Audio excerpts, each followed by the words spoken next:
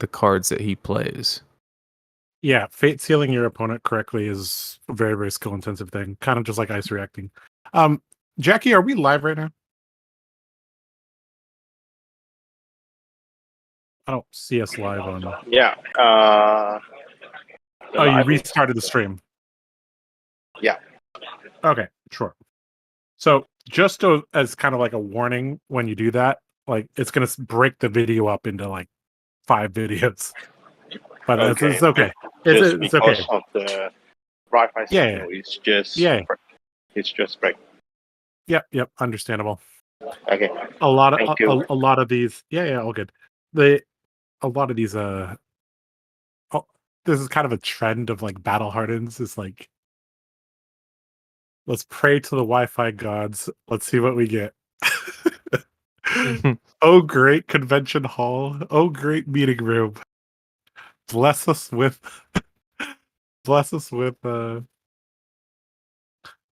this camera actually looks better than before. It looks like 10 times better. Yeah, whatever you did, Jackie, good job. Because this one is my backup iPhone. Oh, that makes sense. Shout out to Apple. Yeah, I got a spare. There you go. All right, so round 5, we got our shit together. Let's go. That's it. Let me try to look for Ira table for you. Yeah, if we could get an Ira, that'd be great. Before he left, I wanted to ask him. Oh, and how's my Bolton bro doing? Yeah. Well, not well. Yeah. He comes back with, well, he's no longer in the tournament. Oh no. Well, actually, we got one Bolton today, so let me see where is he. Yeah, see how he's doing. Yeah, if he's 4-0, then give that man a medal. Give that man a medal. Yep.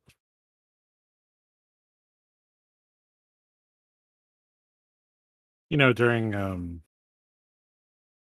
skirmish season, I might actually attempt to get living legend points with Bolton and Blitz. I might try it actually.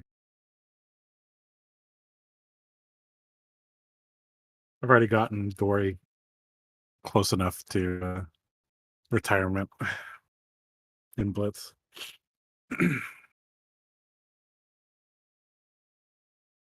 All right, guys, round 4 is wrapping up right now. Like we said earlier, these rounds will probably get even more smooth as we like drop from like 70. So there's 70 players, but by round 5, there's probably 45 people left, right? So it's very, very possible that these rounds, finish before the timer ends. Especially considering it's Blitz, right? So Yep.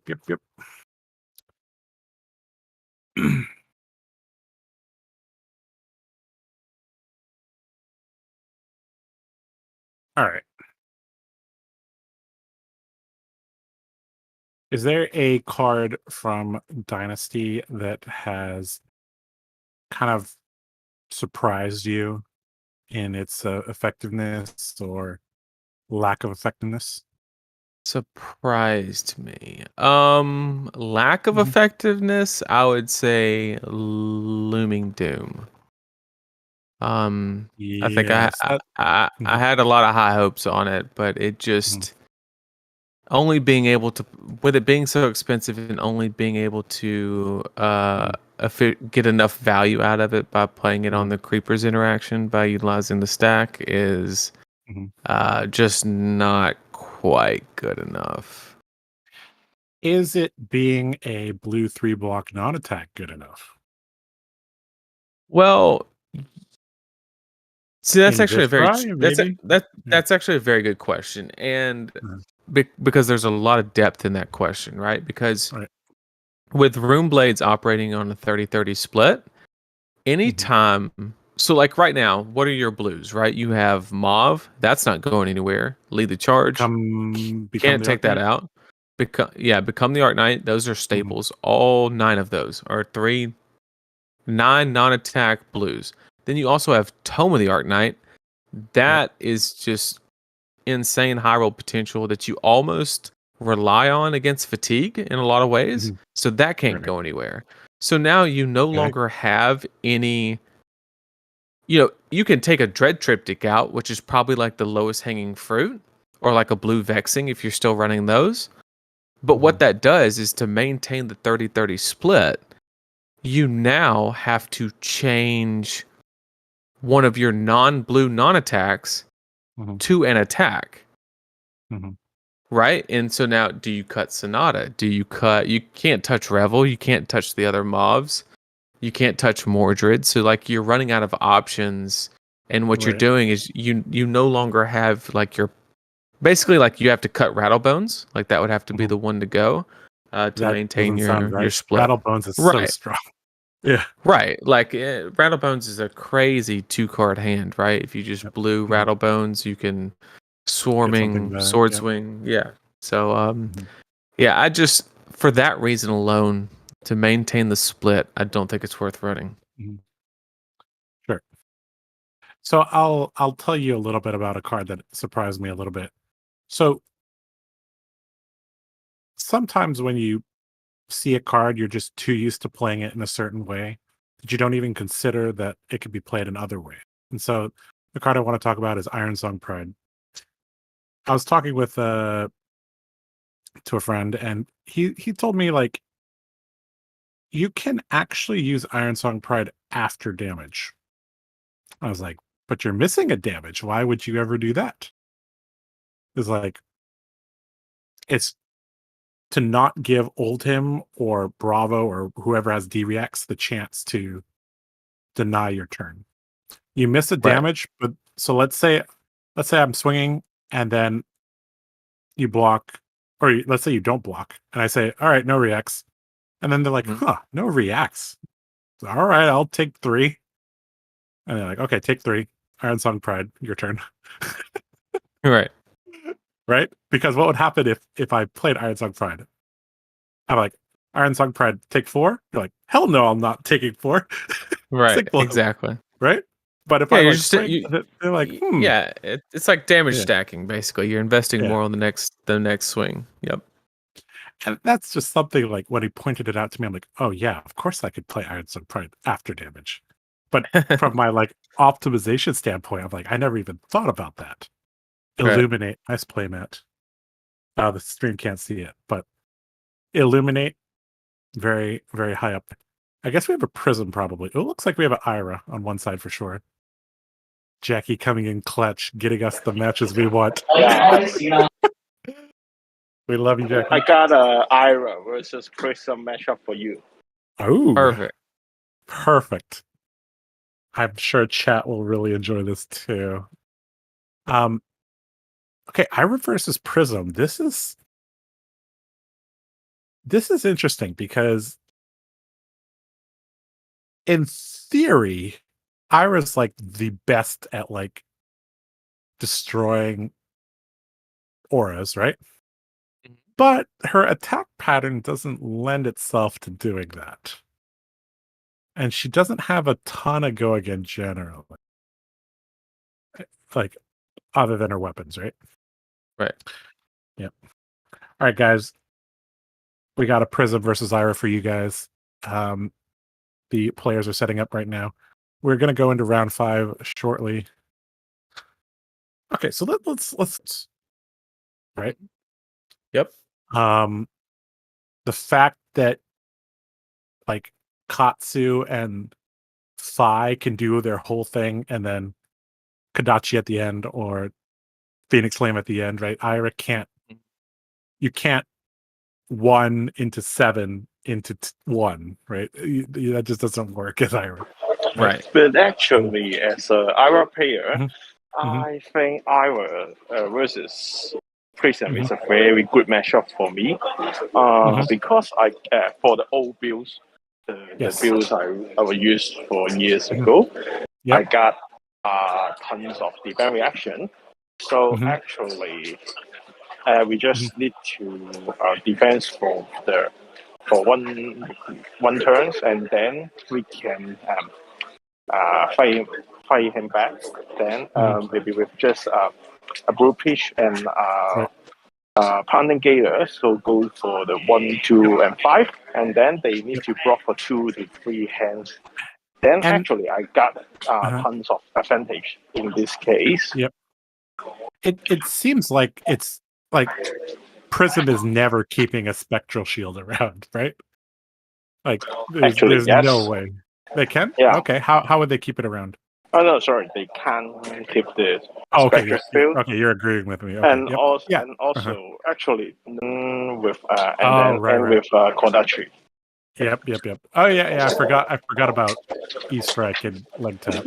Yeah, leg tap, life for life. These are all cards that scar for scar. I guess you could lead with them, and then go with the Kodachi. Is it still popular for Ira to run like Sigil and Flick Flack? But actually, now it is not that popular for run 6 Flick Flack and Sigils, and because we are actually for the most difficult matchup for us is the Ohim matchup.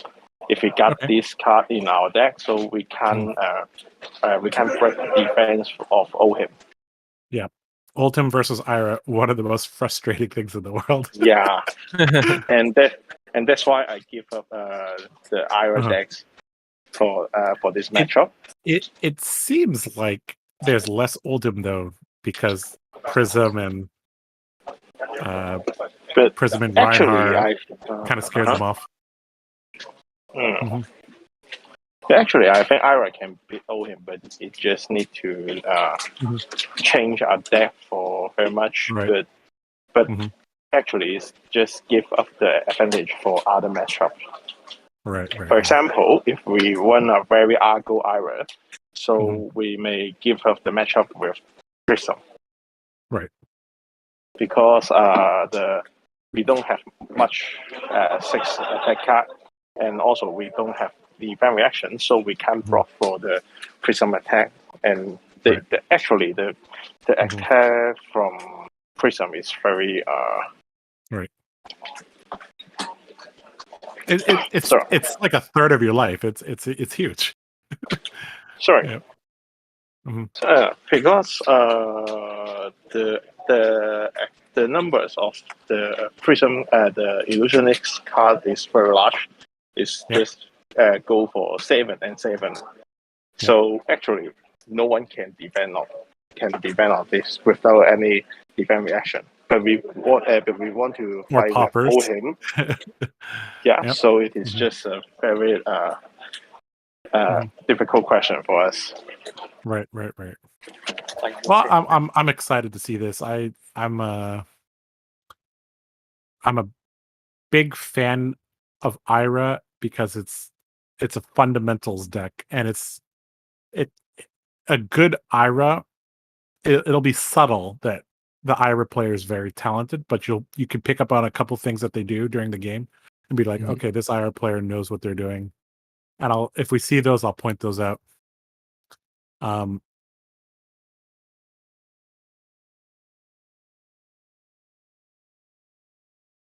Looks like we got somebody re-sleeving.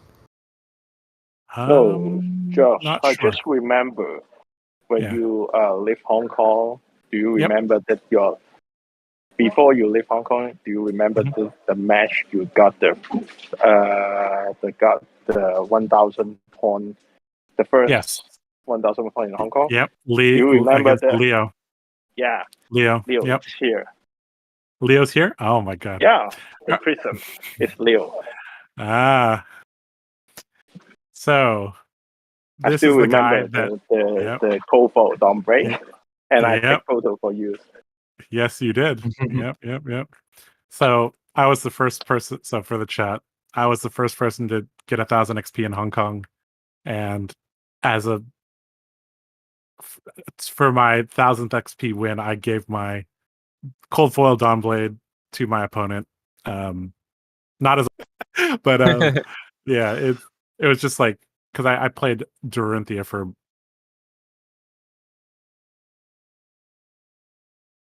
%70 of those experience points, probably. So Leo had it, but then Kaiser, shout out to Kaiser, he was like, Leo, I want that Dawnblade. how much you want for it. So actually, I don't know. The Dawn Blade has changed hands, and now the Dawn Blade is in Kaiser's position. Yeah, because he's Kaiser, a big fan of you. Yep, for sure. Yep. Okay, so we do know this Prism player. So I presume that Leo will be on a fairly Herald focused deck, but I mean the when I left Hong Kong, like that was Monarch Monarch came out, but the next set did not, right? So there's so many new cards for Prism. Like I actually hesitate to say what he's going to be playing, but this is going to be fun. Looks like we have a deck resleeving. Is that because foil cards or? It looks like he's taken out his inners. So there might be something wrong with the inners. I don't know. Yeah, that's kind of weird. Normally you like see them double sleeving to make the deck like straighter, but that's interesting. Right. Yeah, I also vaguely remember Leo having a playmat. So, and these sleeves kind of look familiar. Yeah, it's been a while.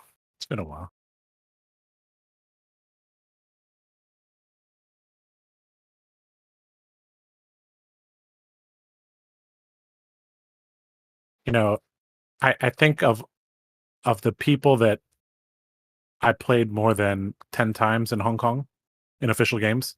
I think almost every single one of them is still playing, which is kind of cool. Like I see their names like all the time during the top 8s and all that.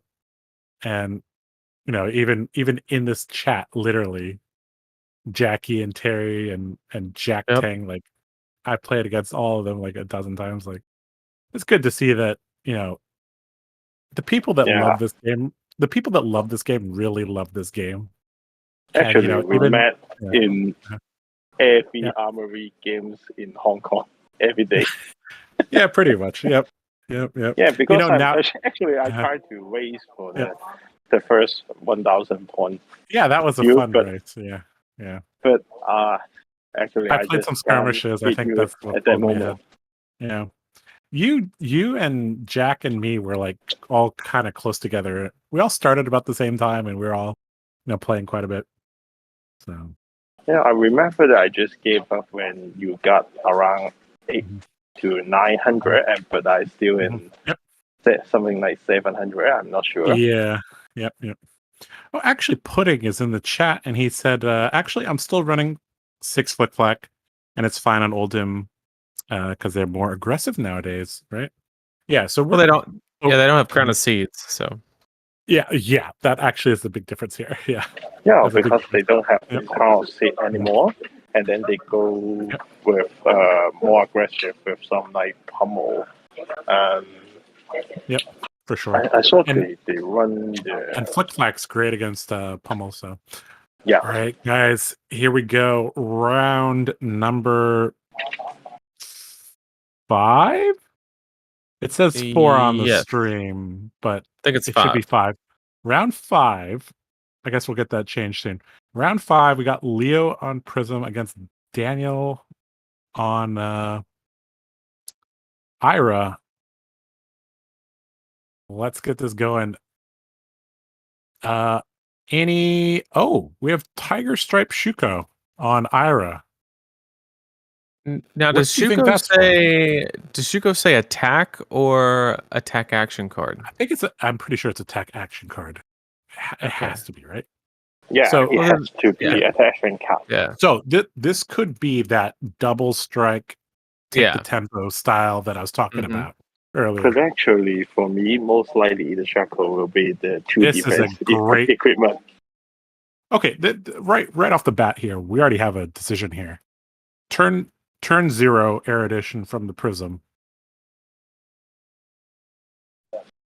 But then you've got a CNC. Yeah, it popped. Right. Yeah. Okay. Right. I was wondering, like, is he waiting to flash in an ore or something like? Okay, never mind. Okay. Well, having a popper against an erudition turn 0 is a good. Speaking of erudition, there's another one in the hand. All right, Tunic. All right, so what do you think about the Tiger Stripe Shuko, Jackie? Is that something that's common nowadays? Actually, yes, because the 2 defense value is very, very good. Okay. Especially. Whoa! Nourishing Emptiness for 7 here. Yeah. Or not. I mean, he did lay it down. Yeah. Maybe he's like, oh no, that's a popper. Oh no. I mean, this does not have the effect. That's the thing. So it's like, I mean, it can still be blocked here, though. Yeah. I mean, you crown and gauntlets and. I mean, it doesn't have dominate. It doesn't have the +1 intellect. Oh yeah. So it doesn't mean. It doesn't. Oh yeah, because CNC. I agree. If he remembrances the CNC out of the graveyard, I'm gonna. In reactions. In reactions. Pummel remembrance. Did the Ira forget to draw? No, he has an IP penalty for the sleeves, is what it seems like. Because he's only drawing up to 3 cards. You are a smart man. Very observant. Okay, so we got an IP penalty for generally IP 2, right? Yeah, because the judge put the die. Did you notice the dice on top of the deck? That was to mark and identify what IP penalty was remaining. So this will be the last hand that he draws 3, and then he'll be up to 4. Okay. Yeah, that pattern didn't seem right. I was like, with 4 cards, you can go like Kadachi nourishing. Like, right. Okay.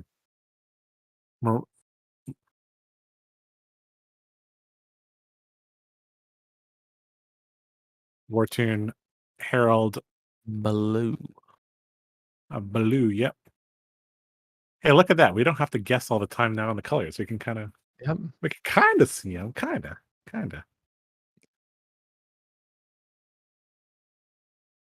All right. And Haze bending to cap it off. Yep. Haze bending to cap it off. Not bad. No arsenal, but that's okay. So is there like a strategy when you have an IP penalty? Like, do you try to extend the game to make the fact that you had 2 less cards than your opponent like matter less? I mean, typically yes, probably, but at the same time against Prism, that's a losing strategy because of the auras. Because to extend the game, you would have to just block your whole hand, and she's just gonna slap down, 3, 4, 5 auras by the time your IP penalty's over. So, wasn't that double strike for 3? It should be double strike 1 and then 2. But Ira. Ira and Shuko. Yep. And Ira ability +1. Also, you are correct. 1 and 3. But he only blocked with the crown. Huh. I don't know. Maybe we missed something. Red pitch. Yep. Oasis respite here. It's a yellow oasis. Yellow oasis? Yeah. Yellow oasis. Yep. Into a Wartune. Yep, makes sense. So yellow oasis, like that's a spicy card in Prism. Huh. Flying kick, jumping in front of that, taking 4. And this game is going blazing fast here. Yeah. All these 1-cost heralds are just, I mean, you thought Ira is efficient when you can just go 6, 7 on 3 cards.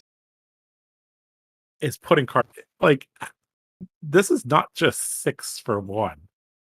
This is 6 for 1 on hit. Fuel a third of my. Yep. Oh, another one. Oof. Well, double haze bending here. Very, very strong card in pairs. So now that's Triumph. That's Triumph. Yep. That's the -1 attack. So. Yep.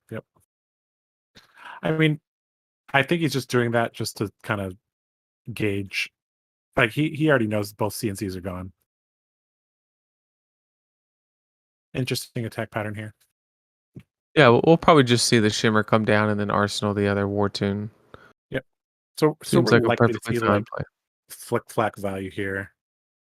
Flick Flack into combo block is 2-card 9. That's pretty much as efficient as you can get. Yep. Flick Flack here. Definitely not going to play it now. Yep. And then on hit, go to Soul, because it really doesn't matter. Once she has 3, then, one Shimmers. Yep. Yep. Or yeah, Tunic counter. That's pretty good too. And then slap Shimmers down. Prism is I heard you like War Tune Heralds. Yeah. I heard you like War Tune Heralds. Pretty brutal here. This is a good example that showcases like why Prism is. It's just the best deck. Yeah, it's just fine center, jumping in front, blocking for 5 into Shimmers. Pass turn here. Well, at least Ira can Kadachi here. Does he have 2 cards? He can actually do more than that, actually. He could Kadachi flying kick. Look at that. Maybe I take the tempo, be a little bit better. Yeah. But that Shimmers has got to go. But if you get rid of the Shimmers, then the shields come out, and this is. I hate Spectra. I hate it with a passion. Pitching a sink below, that doesn't feel good. Not where you want to be. For me, I think it's time for the Ira rush.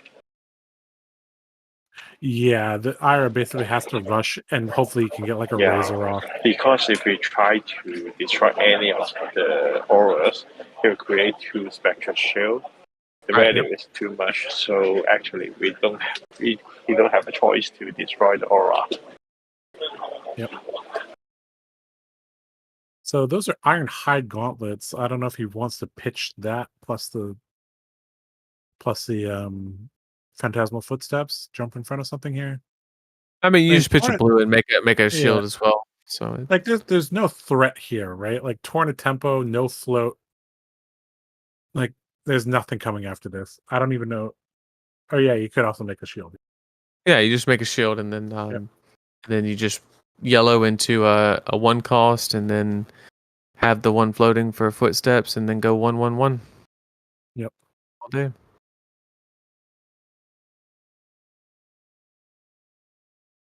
Seems to be the theme. Yep. Yellow into 1, keep the 1 floating to fuel the footsteps if he does have the popper, which you wouldn't want to pop this one anyway, but sometimes you don't have a choice. Right.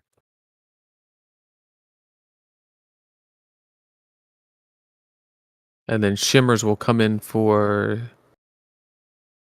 Well, he would probably attack with the Haze Bending, if I had to guess, to put the counter on the Haze Bending to incentivize away from the Shimmers. That's just like a min-max kind of thing. I mean, this game's already in Prism's favor for sure. Yep.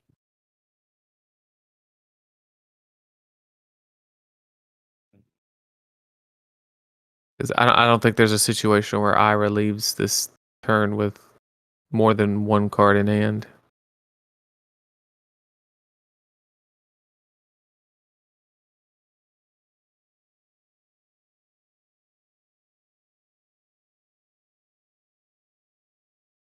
Yep, so it puts the counter on Haze Bending, which seems 100% correct. And then another 1, another 1, and another 1.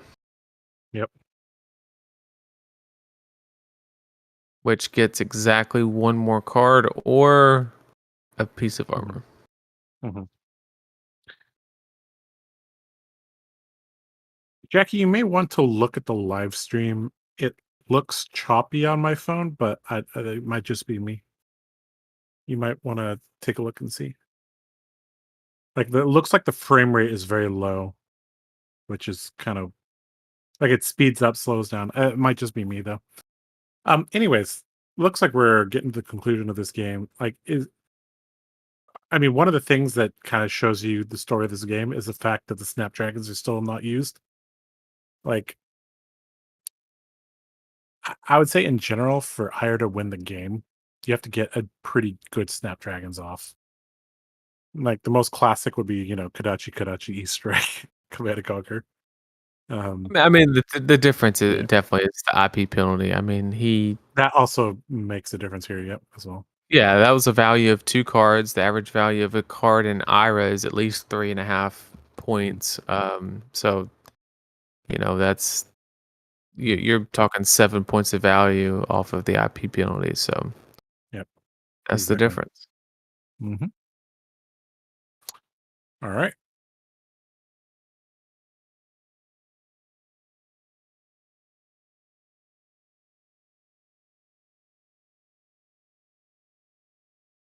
Not just you, Josh, he says. Yeah. I mean, the camera is definitely choppy, which, I mean, it's very clear for us commentating, but the stream is not clear. And I mean, we don't have any control over that. So I'm just, asking Jackie to check that. I mean, they're kind of at the mercy of the Wi-Fi. So there's that. I mean, as long as the audio is not choppy, I guess it's still somewhat watchable. Anyways, the fact that the Shimmers is still alive is like it's gonna be the death of this Ira. Yep. In fact, we have the death of the Ira coming right now. Yep. GG. All right. Congratulations to Leo. Great Prism player. Pretty standard deck, I would say overall. Like, was there any surprises in the deck build from your perspective? No, it's just a stack full of auras and 1 cost angels. Seems pretty regular to me. Yep. Rainbow War Tune, and then we go from there. That's it. All right, so that's gonna wrap up round 5 here. Looks like we still have some work to do on the stream. So Yeah. I will try to talk with Terry and Jack and see. Yeah. Yeah, it's really laggy, they said. So I mean, if the audio is fine, but the video is not fine, it doesn't make any sense because our video is fine. Yeah, I don't know. I don't know. Well, if the audio is fine, I mean, that's the most important part, right? Yeah. Because we're the ones commentating. So Yeah. Yep. no, I'm just kidding. But we're definitely gonna work on the Yeah. video for you guys and make sure that that's By the quarterfinals, I hope we got everything straightened out. that's it. We started with Uh, the first game, just to catch everybody up. We Mm. could not identify any cards. We had to tag in Jackie like every other card, and he was like, "Yeah, it's this." And now we're here. We have a clear screen. We our mics are working. We don't have any background noise. All is good. So now, as soon as we fix this lag, we are golden. We got everything figured out once we fix that. So what you can try to do, I don't know if Jackie's here, but you can try to move the bit rate from 8,000 to 5,000. Like 5,000 is still fine for 1080p streaming. Yeah, it could be bottlenecking. That could be it. Yeah, That makes sense. so I would recommend moving the bit rate from 8 to 5. Anyways, that was round 5. Okay. Fairly quick. Yeah. Yeah. So let's see if we can see who's on the top of this chart here. Well, we're gonna have to wait for this thing to scroll for quite a while. Let's see. Actually, is it even counting it? Mhm. Yeah, right. I mean, can you just verbally tell me who's on the top tables? I thought you said there's some blue pitch players and there's also Kelvin Laws up there.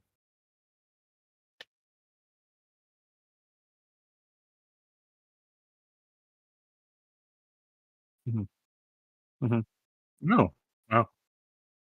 Mhm. Yep. Sure. Mhm. And I remember. Mhm. Sure. Mhm. Dennis is playing. Why is okay? 2 questions. Why is Dennis not on KO? And second, why Why, why is why is he why not are there on no stream? yeah? Why is he not on stream?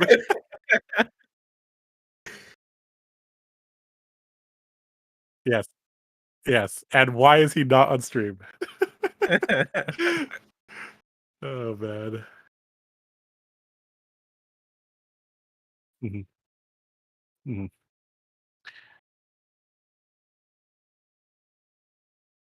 mhm,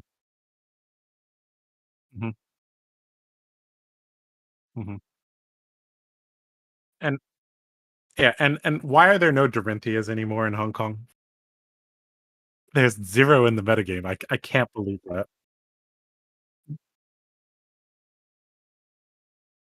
Yep. There's no way Dory loses to Boost Dash in Blitz. It unless I'm missing something. Maybe I I'm don't just know. missing something. I don't No, I should play Alan and get my and then I'll realize why it doesn't work. Uh, but yeah, um, yeah, I guess Reinhardt is becoming more and more of a problem. Anyways, yeah, it still kind of looks like the things keep repeating like 70 to 72 or something like that, like or 67 to 72 or something like that. So you might want to check that. Yeah, and the yeah. I can tell I can sort of tell that either the you're using a laptop, right? So if the laptop CPU is not powerful enough, that could be an issue. Or it could be just the Wi-Fi gods are vengeful. But thanks for, slogging through and helping us out.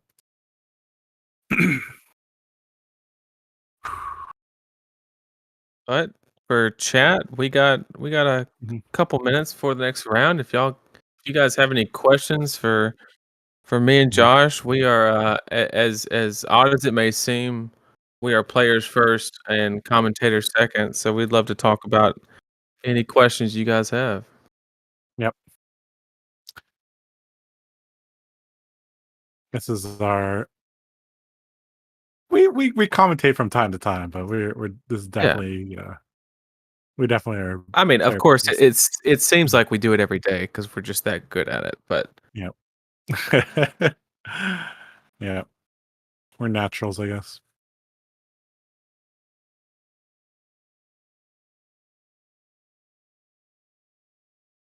Looking back at the Dynasty stuff, like, have you seen any of the, Guardians try to utilize that blessing of patience yet? Or is um, that, like there is there's a pretty spicy Oldham list that I've seen. okay. That Uh-huh. is utilized. It's a blitz list. It's not a CC list. Mhm. That is utilizing heavy life gain. Um, yeah, Yeah. The magic power. Uh, yes. Here we go. What is he playing? it's got to be Reinhardt. If it's not, Actually, yeah, he's Okay, the first why did of I even us ask? with you in peace. Oh, man, oh, man. Hi, Dennis. Nathan and I miss you. that's right. This is gonna be a good match, guys.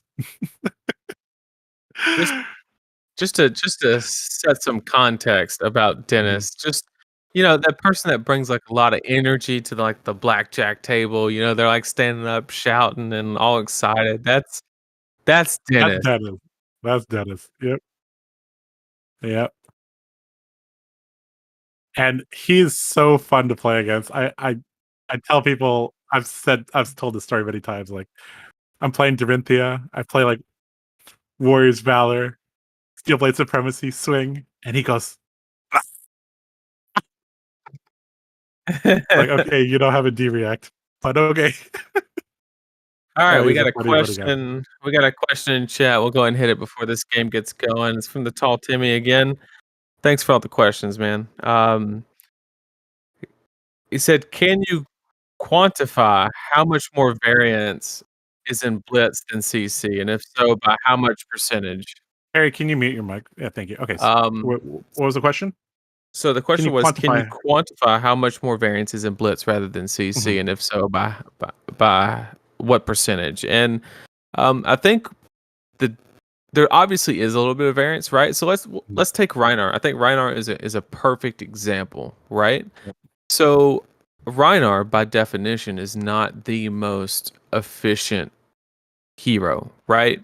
He discards a lot of cards just to do 6 damage. You know, you look at your average turn of pitching a card, playing 6, discarding a card. That's a 3 for 6. That is not efficient at all. But he has spike turns, right? So in a game of Blitz, where you can end the game in effectively 2 turns, that's where the variance comes in. Whereas in CC, you can take that big turn or whatever, but you can stabilize over the course of the game because you have the higher life total. So if by what percentage, I'd have to say mathematically it'd be twice as much variance in Blitz than CC, just because the definition of the life total. There's another, just to bounce off your point there, like having lower life totals means if you don't see a good hand quick enough, you won't be able to have a 5-card hand during the game. Right. There are several matches in Blitz where I just never found a right 5-card hand as Dory, and I never even got to break my Courage of Bladehold for like actual value, right? Right. Another thing is that having a sideboard is like really, really, really important. Like that reduces a lot of the variance. Terry, can you mute your mic if you're not speaking, please? Thank you. All right, we got 2 Reinhardts. We'll take it. Why not? Double the dice rolling. Okay, And I was gonna say that Dennis is the one with Skull Crushers, but you know. I mean, first of all, he was not running beaten trackers, right? No way, right? No way, not Dennis. No. And you know, and look at him. Turn 0 scab skins. Here we go. Does he have his little cup? Does he have the cup? Of course he does. Oh no. Okay, he's just throwing random dice. Okay. Okay, he got 1. Okay. He has a special dice. Let's see if we can. Okay, whatever. Scan sketch plan. No, not scan sketch plan. That's Swing big. It's a red attack. That's swing big, sorry. All brutes look the same to me. Block for 9 here.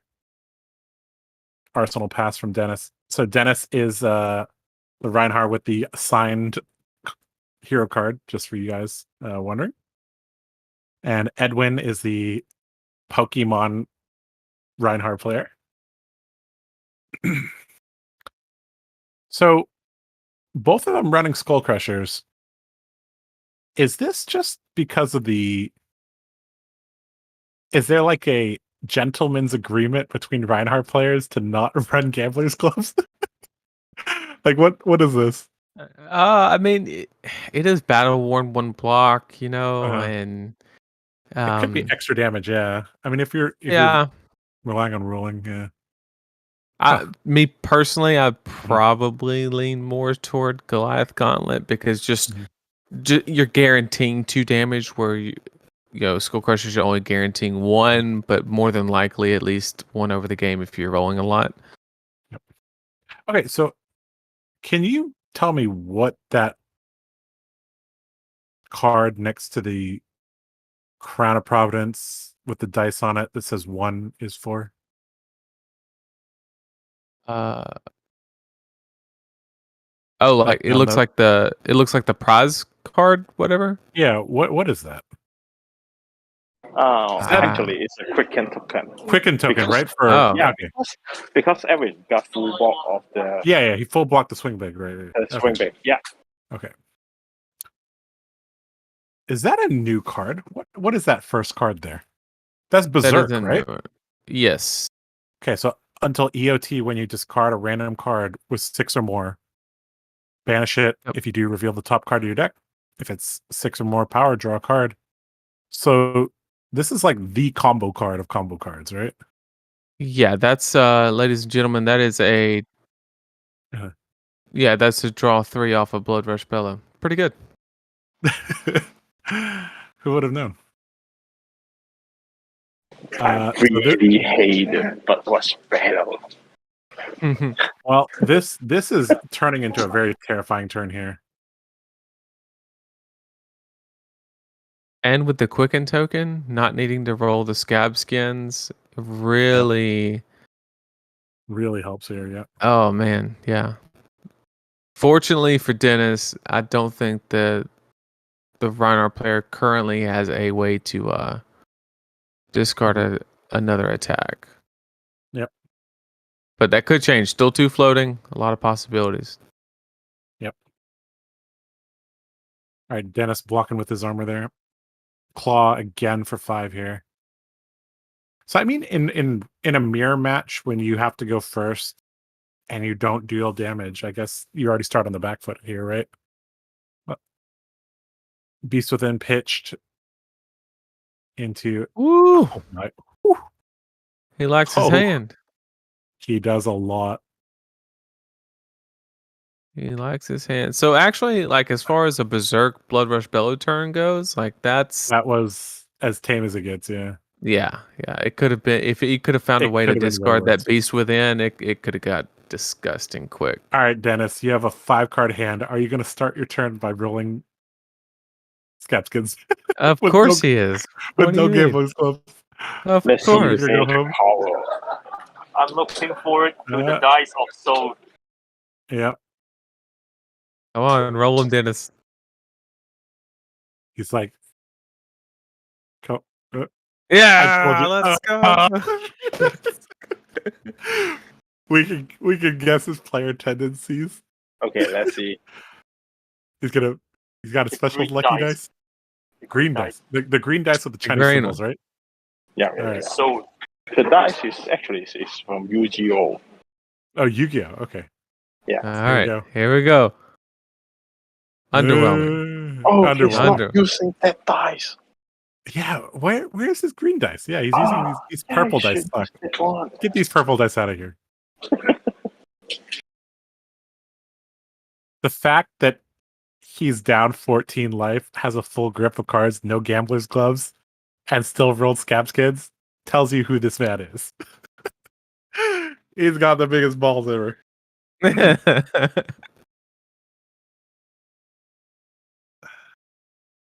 All right, so that's a Savage Swing? No, it's the one with Go Again. I know that.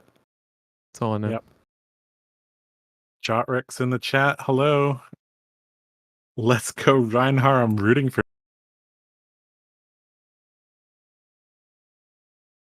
All right, blocking here with the armor here, throwing it all in front of there. He ended up rolling a 3, getting 1 action point. Unfortunately, but it happens. It happens. Better than a 1. Yep. Okay. Maybe that wasn't the one with Go Again. Not sure. Yeah. All right. I don't know. Unfortunately, that was not optimal, right? Because he kept the 5-card hand and was only able to present a little bit. And then here, Reiner's about to clap back. As silly as that may look to end your turn with like 2 or 3 cards, it's possible that he's like, I'm quite far behind. This hand is like godlike if I can get 2 action points, right? Oh, so 100%. This is kind of where, like, not that I would ever tell Dennis to run beaten trackers, but you know, it is showing some of his power here, right? I mean, that's part of like he realized he was far behind and he needed to take a chance because that was his out. There's a lot of points in a lot of these games where you're just like, look, my only way to win this game is if I high roll a little bit, and that's sometimes that's the best decision you can make, just because that's your only out. Yep, staying out of reckless swing range here.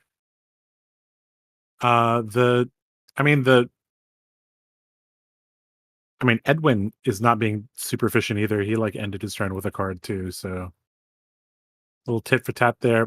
4-card hand here from Dennis, 3+ on Arsenal. Let's see what he can do.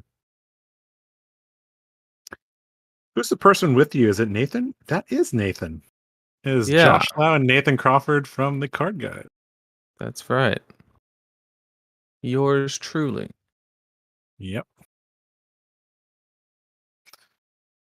Again, scab skins. Here we go. Everything on the line. Why not? Let's go. That's 2 action points.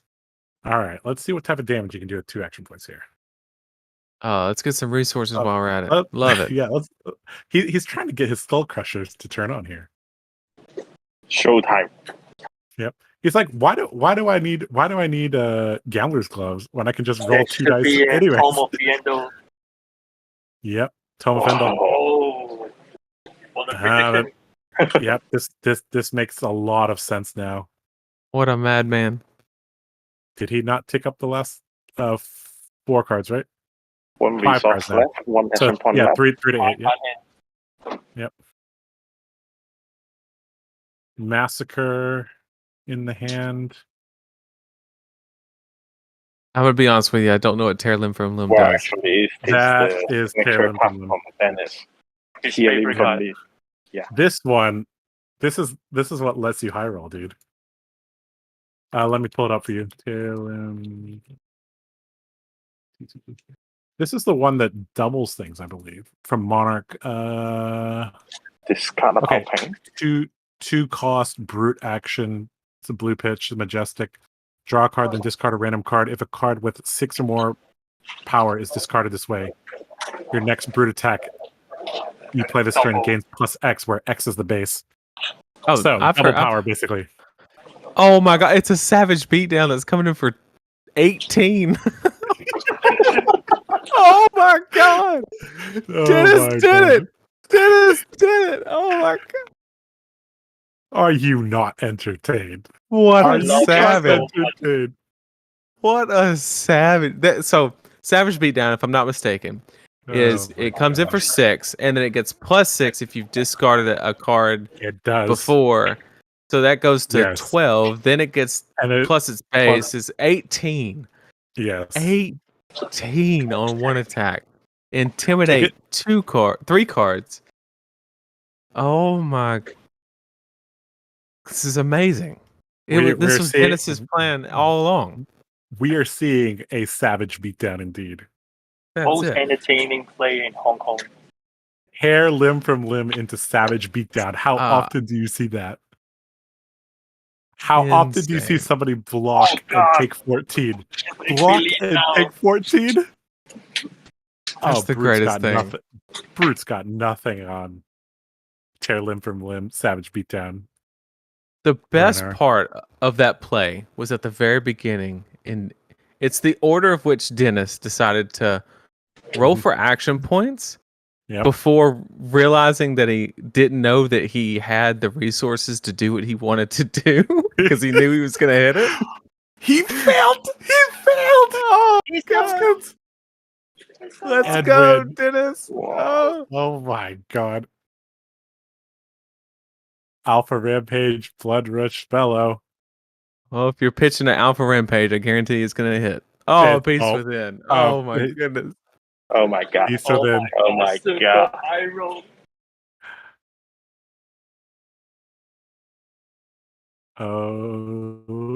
Okay, so he takes 2. That's fine. He draws 2 more. Mm-hmm. Oh my goodness. Oh no. And he's gonna be like, 1 action point is not enough. I need more.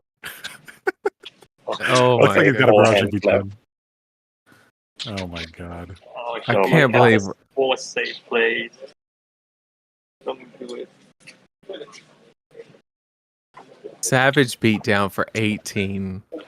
Yeah, that's nuts.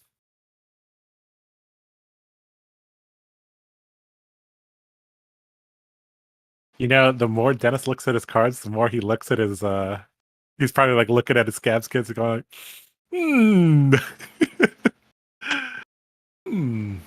I mean, I guess you have to lead with the down, right? Like, yeah, and then I mean, I think he has a blue in there, right? A reckless swing, so definitely just claw here, probably, and then just get one more attack at worst, right? Yeah, he has to double block here. Take it's probably blue barrage and beat down.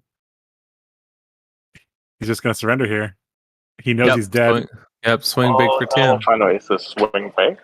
So he started with it, he ended with it. Wow. That's nuts. I mean, that was the most entertaining game of this full tournament. By far. See, that's how you do it. It's a crazy game. That's nuts. I mean,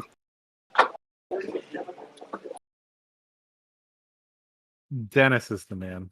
Jeez. This is why I wanted him on camera. All right, Dennis. I don't know if you're gonna watch this or hear this, but I tell you what, next milkshake on me, buddy. You earned it. Yep. We will go again and get go again. Yep. GG. Savage beatdown for 18. I mean, how often can you say block 4, take 14? Like, right. off a Toma find that. Oh my god. So good. So good. Yep. Well, if we've learned anything with that game, it's if you're good, don't bring gambler's gloves. Yep. Because you just roll high, right? He didn't even need his lucky dice. He used those vanilla purple dice that were rolling like 2s and 3s, you know? Right. That's so funny. What a good one. Savage beatdown for 18. Yep. Was that round 6? That was round 6. We have one more and then a cut to top 8. All right. That sounds good. Man, oh man.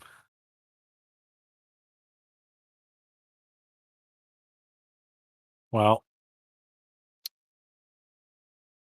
I'm actually trying to think we've seen Reinhardt do pretty well in all of our games on stream. I mean, there basically has to be probably 1 or 2 of them that made top 8. So Jackie asked if you wanted to interview Dennis. Is the sky blue?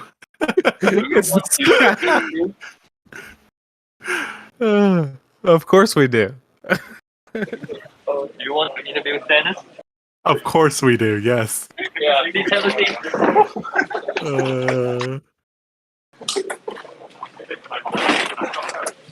Hi, Harry. Hello, Dennis. Hello. Josh. Is Josh, Joser, and Nathan? Hi, boss. Hello. Hey, Dennis. Hey. Tom of Fendel, tear limb from limb, savage beatdown for 18. For 18. Oh, that's the best thing we saw all weekend. Crazy.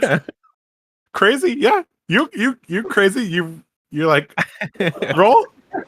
Oh. Okay, next turn. Okay, go again. Try. Go again. Yep.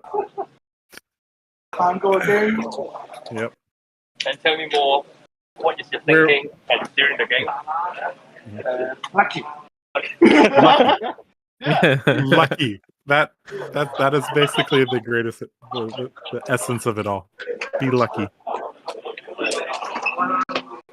Well, Dennis, we hope that you get top 8 so we can watch you savage beat down more people. We can see him on stream. Hi. Hey, Dennis. There's Dennis and Terry on stream. Good to see you again. Yep. Are you 5-1? 5-1, Dennis? 5-1, yeah, 5-1. 5-1. Okay. Mhm. Yeah, so Awesome. you win the next one. You're in. Yeah. That's great. That'd be cool. That'd be cool. Hey, look at that. There's our yeah, no Dorinthia. No Dorinthia because no Josh Slough there. If I was in Hong Kong, yeah, if I was in Hong Kong, there would be one. I I I can't leave Nathan by himself. Yep. Yep. Yeah. Yes, I remember you beating me down with KO. Uh, mhm,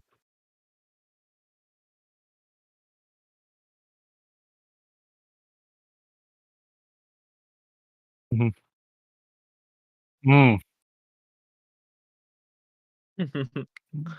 And I see. Yeah, that's fair. Reinhardt is much more powerful. Mhm. Yeah, KO is for fun. I agree. Yeah. Yep, that's Yeah, right. Reinhardt, you can have fun and beat people. That's right. Yeah, that that summarizes it. Mhm, mhm, mm, mhm. You don't need gambler's gloves. For uh, See you, bye-bye, Dennis. Dennis. Take care. Take care. Well, that wraps up round 6, guys. Such a good game. Such a good That one. was that was a very entertaining game.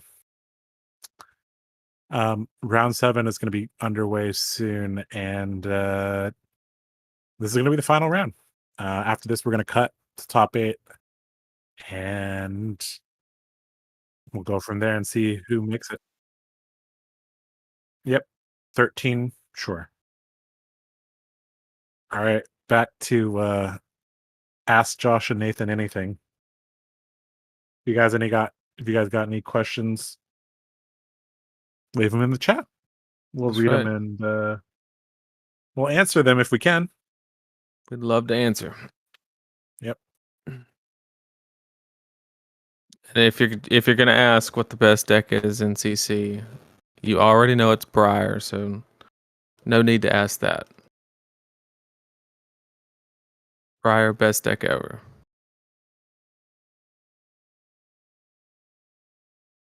I mean, it has the most LL points. It must be the best, right? Sure, we'll go with that. Briar's definitely not the best deck, but I'll keep telling myself that till she LLs, and then I'll find a new home.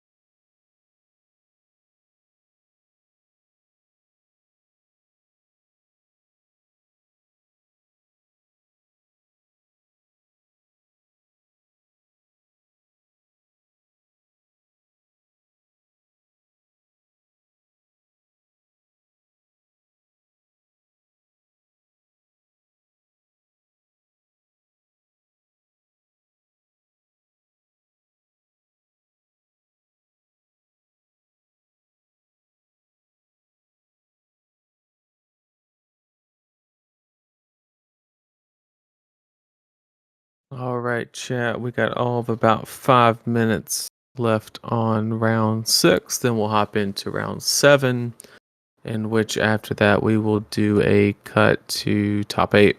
So effectively, we have 4 more rounds left tonight or this afternoon, depending on where you are in the world. Thank you guys for joining us. Once again, if you have any questions for me or Josh, just let us know in the chat and we'd love to answer them.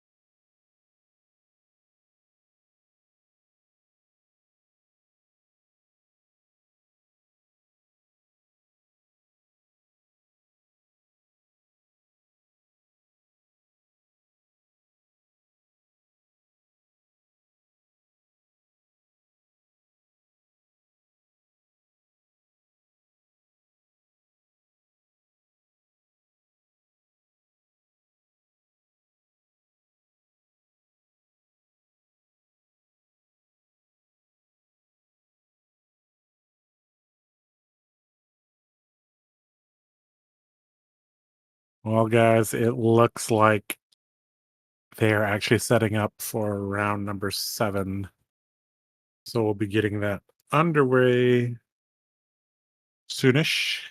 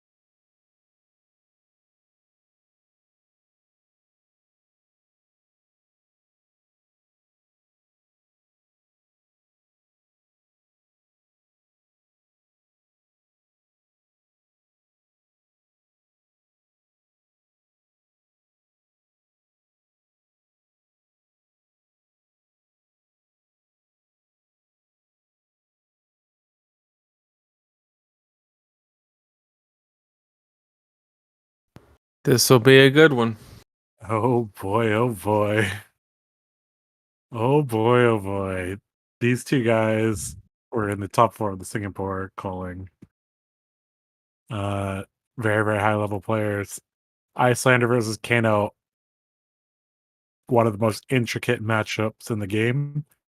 And This is a matchup that got radically changed by the recent BNR.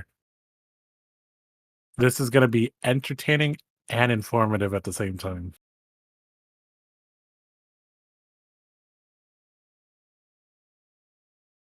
But just let's just kind of talk about general wizard versus wizard concepts, and then we'll talk about so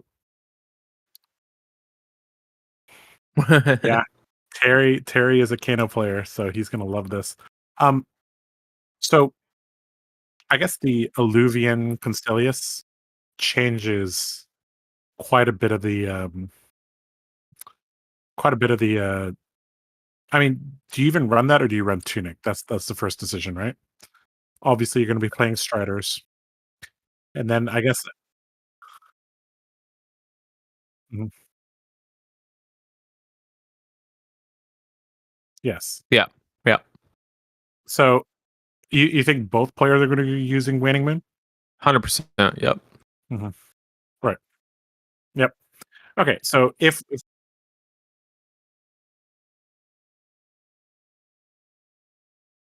Mhm.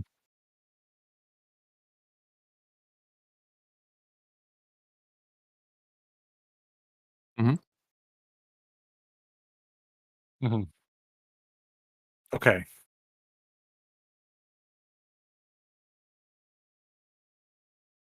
Right. Mhm. Okay. Mhm. Mhm.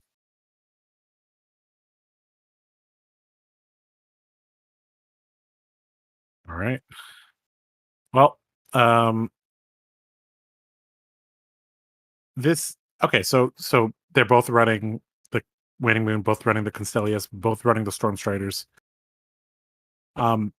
Is it gonna be Goliath Gauntlet, No Rune Gloves, or Metacarpus Nodes?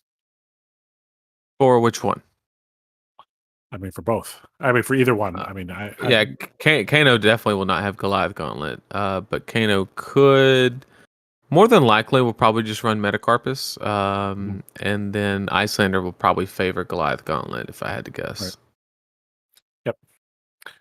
Headpiece then? Are we looking at just some armor or some AB? Mhm. Okay, so then we're gonna be running AB hood, chest, and then 2 on the boots. So that's okay. Mhm. Yep, this will be interesting. Alright, let's get this going. The Icelander player here, Alan Lau, got 9th at Worlds. One of the strongest players in the world. Then got second in the Dev Challenge. So Yep. This is gonna be a very high level match. Okay, Goliath Gauntlet AB4 for Icelander. Ragamuffins AB3 Metacarpus for Kano. Ho, ho, ho. This is going to be interesting. Okay. Double pitching here for that new card. Swell Tidings, of course. Yep. Swell Tidings. Basically, you see that Voltic Bolt in the pitch zone? Basically that, but better. All right. Wounded Bull and a blue activating here to block as much as he can. Mm-hmm. Blocked 4 of the 5. Going back to Alan's turn. Sink Below here, I'm guessing, is never going into the arsenal, right? Yeah, probably E-Strike sink the sink below. Yep. That seems very makes prudent. perfect sense. Yep. Now the question is, Right. is this coming in for 7 or okay, I guess it is 7. That does make sense to put as much pressure on. Really, you just need to get those cards out of Kano's hand. Mm-hmm. So Kano's probably running some E-Pots. There goes the Sonic Boom plus Prognosticate, I think, is that? Yep. Yeah. Yep. Oh, it has surge at ops when it hits. Right, Gaze the Ages into Voltage Bolt, classic here. So I mean, with Alan running AB4, I mean, how often are we going to see him pitch into AB here? I guess it kind of depends if he has an attacker, right? Right, because if he can AB3, take 2, and send 8 or 7 with a wounded bull or something like that, I think that's definitely a favorable exchange. Right.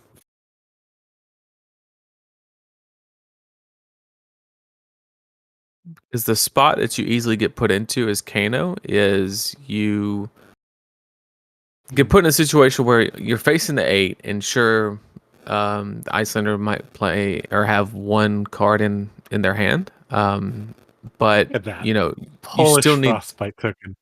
love it, Yes. it. But you still have to block that 8 or 7 damage, which is not a little bit by any means.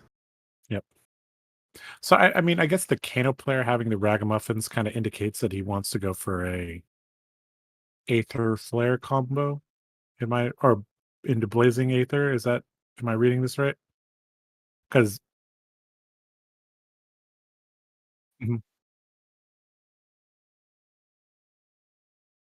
Yep.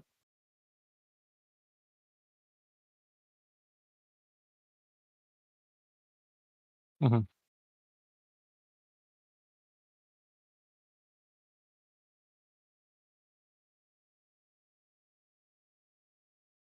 Right.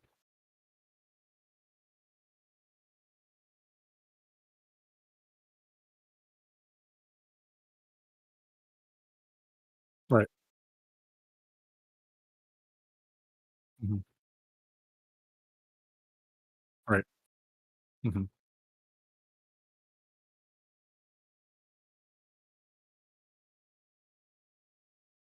Right. Okay. Very, very helpful to have a wizard player in this Yeah. in this wizard mirror to educate us. Um, I mean, this turn cycle looks pretty even, doesn't it? I mean, Kano could just block for 9, kind of move on here. Yeah, I'm expecting a block for 9, and then maybe pitch Eye of Ophidia for a Kano just to get the opt value. Oh, he Not has an really eye in his hand? yeah, he has an eye in his hand, and so that way, or he could hold 2 cards and then pitch the eye to maybe Aether Spindle or something like that. Just really, the eye kind of forces a certain line where you can't. Yep. So it looks like that's what he's going to do. It looks like he's going to pitch the eye and then Aether Spindle for opt a lot.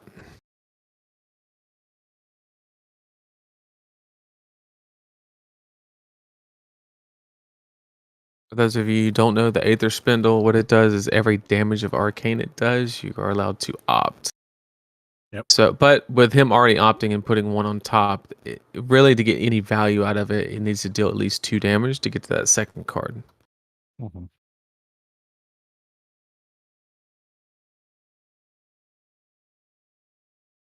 Aether Hail here. Making Frostbites, which aren't super relevant here. Looks like he's going to AB with the Alluvian.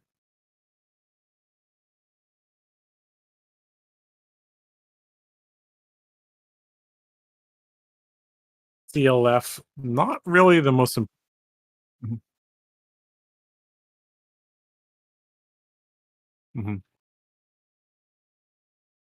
right. The Wizard Tunic is now charged up for Alan. And Nova is going to opt 1 to the top here. 3 damage there. Very efficient there. Of note, the Alluvian just requires 2 counters to be removed. So Correct. we could actually see like some burst.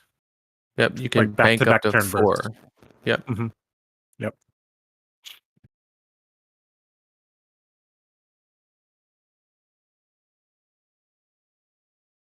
Yep. That's Good value. Send 7, hold the blue. In case Kano does anything funny, it forces a 2-card block at least, and then really dilutes what Kano can do on his turn.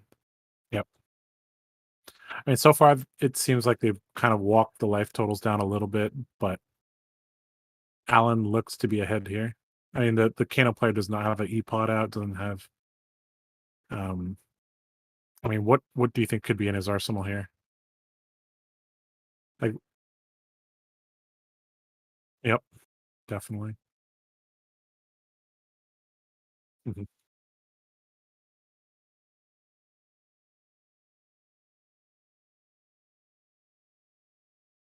Mhm. Right. You know, that's the hand shuffle of a Kano player that has been intimidated by a lot of Reinhardts.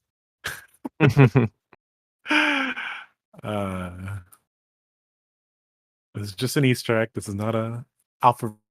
I mean, so far we haven't seen like any super complicated layers or stacks, but this game could get very, very complicated when we start seeing Storm Strider activations being put on top of Storm Strider activations, being put on top of Illuvian and Waiting Moon activations. So yeah, right now it's right now it's just like getting to that point. Yeah, it's just showcasing that Icelander is a little bit more efficient when playing on the opponent's turn, because Kano, his ability is, it's just expensive, right? You're giving up a whole blue to get access to that top card that you may or may not even want. Whereas Icelander, the attacks are consistent, they're efficient, they typically have a higher value. Another thing to note is that even though they're both using the Illuvian, like losing the Tunic is actually a bigger deal for Kano. Right. And Kano is actually the one that wants to play Crucible more than the Icelander. Okay. Mhm. Mhm. Mhm. Yep.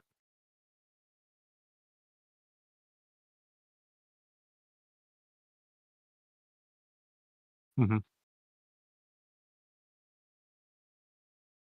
Right. Mhm.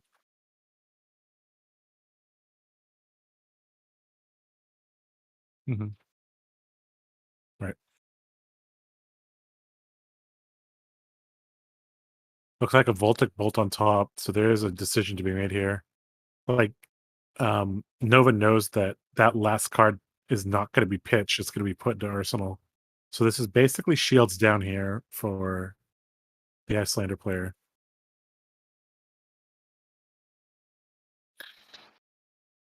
Voltic Bolt. If it's a red Voltic Bolt, do you think he plays this? I think you have to. Pitch and then block. I that seems like a good turn cycle, right? You're gonna get in 5 damage here. Yeah, but then you're You're gonna wide leak a open for damage. Icelander. Mhm. Because if he Yeah. pitches for Voltic Bolt, he has to block 2 cards, take 1, and then he has no hand, and then it's Mhm. Then you're probably dead, then Icelander just takes you out. So I think that's what he's weighing right here. So if he plays the Voltic Bolt, he's basically lost if he plays it, Interesting. I think. All right, let's find out. Looks like a Sonic Boom hand.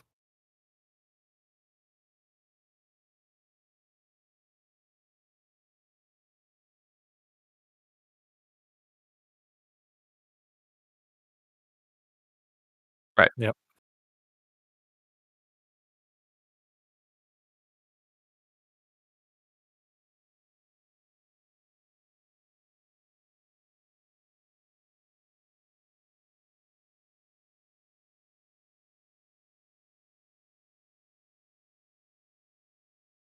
Yep.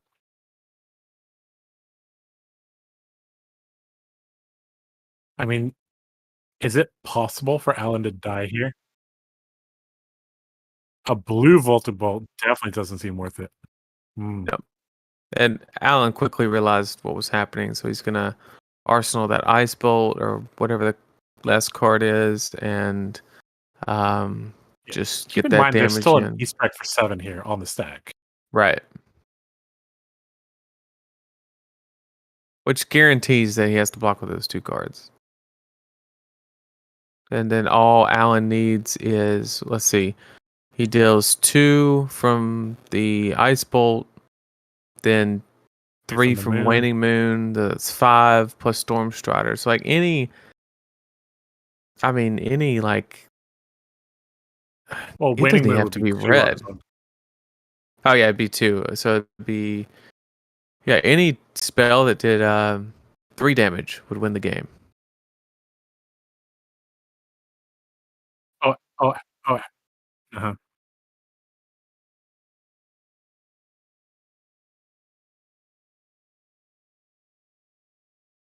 Yep.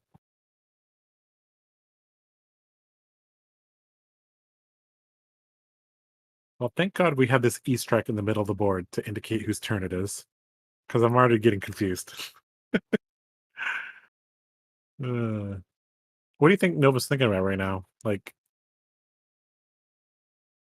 I feel like playing blue Voltic Bolt can't be correct there, but it's like a sunk cost fallacy. You already burned a card just to look at the top card of your deck. Yeah, and I'm not sure what he was looking for when he activated Kano, because I can't think of a card that, like, really. Okay, so we got some ragamuffins here, so we're gonna draw a card and then put one on top. Maybe a Sonic Boom. Okay, putting a card on bottom is an act of desperation here. Yep, that's not what you want to see. Nope, that is blue Scalding Rain. I'm not sure what that is. It is a very small damage spell. Yep. And now you're in a situation where you have 1 card in hand.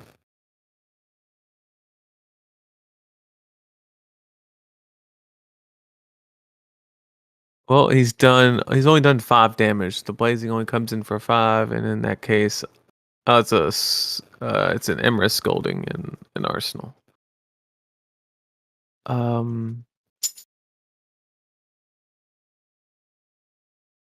He's dead here. It's Storm Striders and then he's dead. Yep. There's nothing else.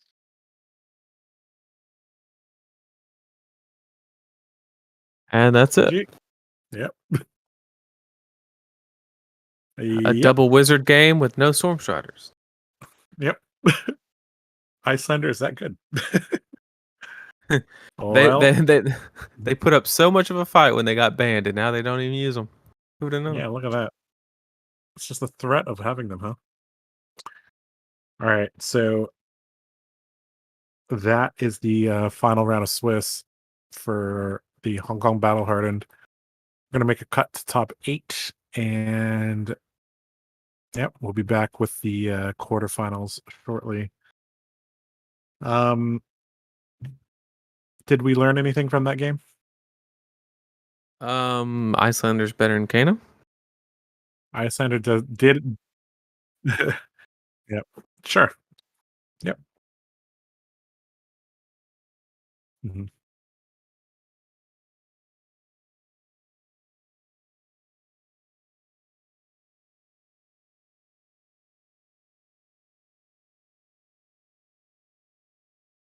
Hello.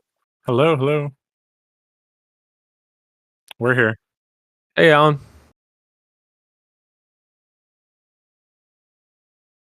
That sounds like Terry to me. Never mind. Mhm.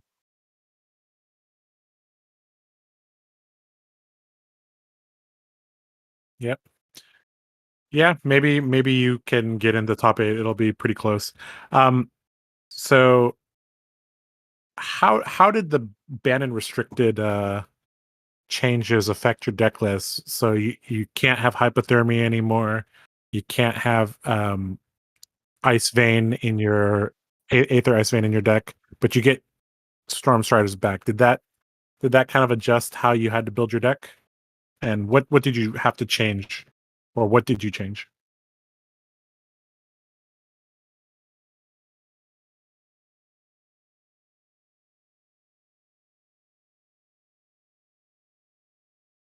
Right. Mm-hmm.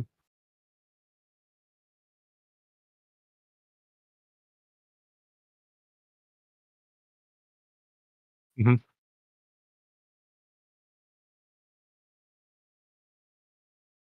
Mm-hmm. Oh, hold on. It seems like the chat cannot hear you. You might want to unmute your microphone on OBS. We'll find out if it's okay. Anyway, so you said that your matchups against Dash and Reinhardt got a bit weaker, but Storm Striders helps a lot. So what type of what type of cards are you trying to use with Storm Striders, if any? Or is it just to get an extra turn in the game?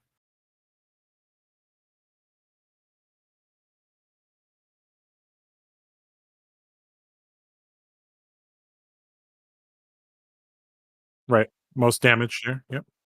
Hmm. Hmm.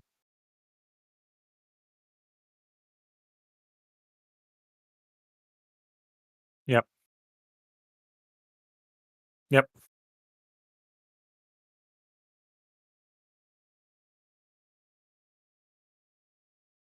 Right. Yeah. That's Yeah, 12 damage really reminds me of the old Stir the Aether Wind Fork Lightning. That was a magic number back then, 12. Um, mhm, mhm.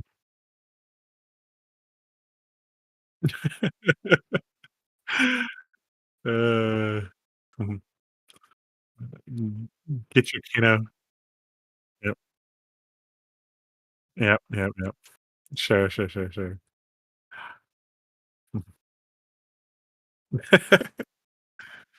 Mhm. Right, right.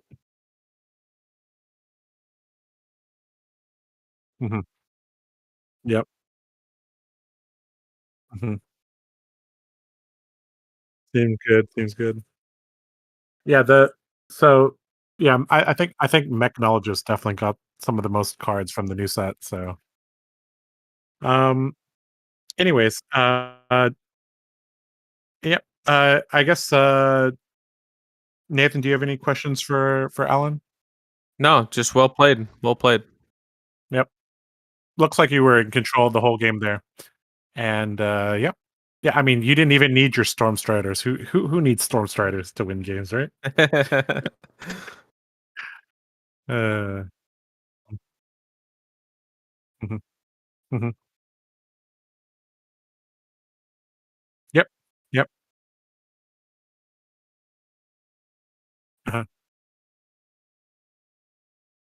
Metacarpus. Yep, mhm, yep, yes.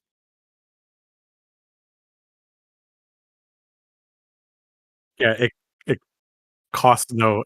Yep, mhm. Yep, 4 AB is enough, yep, yep. Ye Yeah, because, Kano cannot he doesn't have armor to so he has to give you 3 cards there, so yep, yep, yep, makes sense.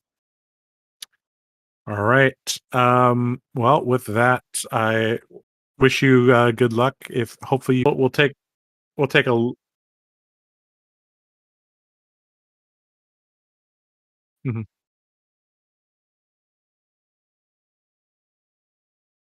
sure, yep. Well, if sure, sure. Yep, alright. Nice to see you again, Alan. Take care. Okay, well, we will go on a little bit of a break then. Um power nap or something, and we'll be back. All right, we'll be back. Yep, if it can be a little bit quicker, that'd be nice, but no rush. All right, chat. We will be back in about half an hour for the quarterfinals. See ya. See ya.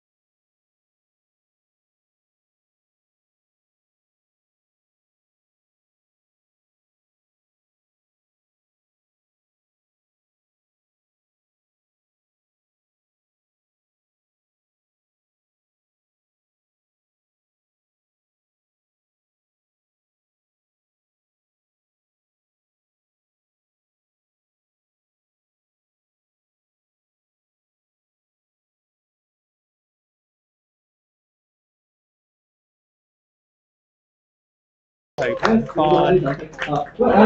哦，第多隻聽，第六色場，第七呢個，第八係佢有同冇之間喎。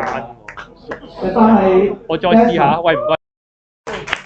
好 ，thank you， 好，好嗱，以下落嚟咧嗱55分嘅各位 player top 8嘅 player 咧要請台前啦，咁我哋咧就會係同大家有個 top 評啦，同你講 top 8點啦，同埋我哋會先頒咗 top 8嘅 payback 俾8位嘅玩家，一陣間打嘅時候咧就會用㗎啦，係啦，咁啊大家如果想呢個 payback 係邊張嘅話咧，咁你就一陣留意啦。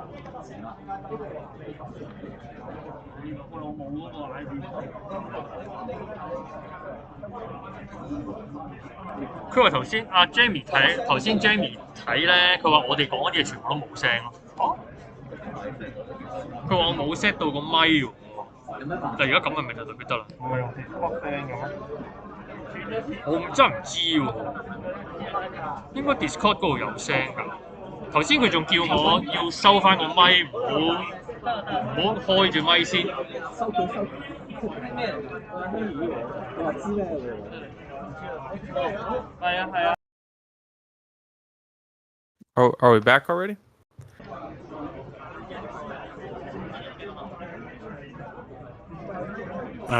Nope. I mean, when they start setting up heroes here, that'll be the indicator.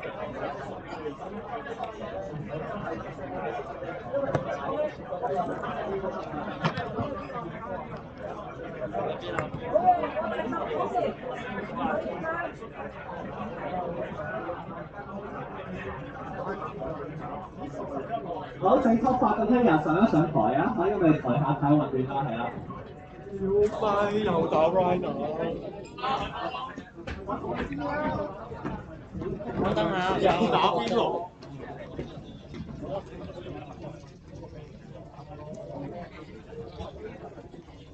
又變翻8,000。係喎，邊個都聽唔到。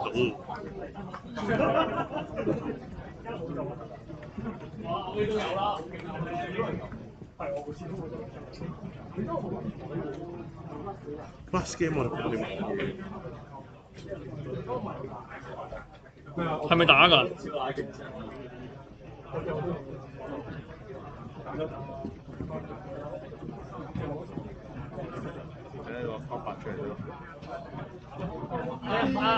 四哥。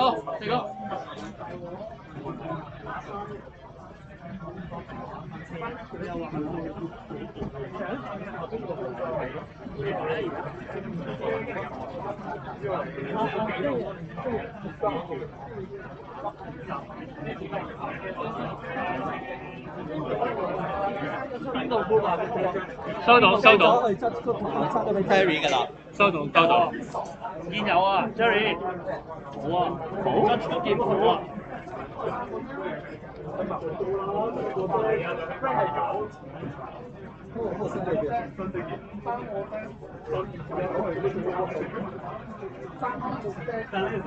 你試下聽多次啊！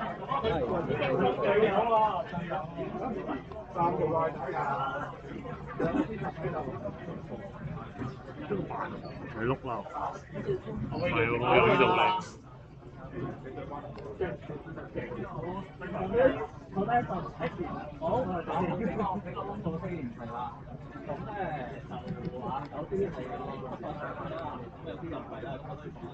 一間都會知㗎啦，你冇運動咩？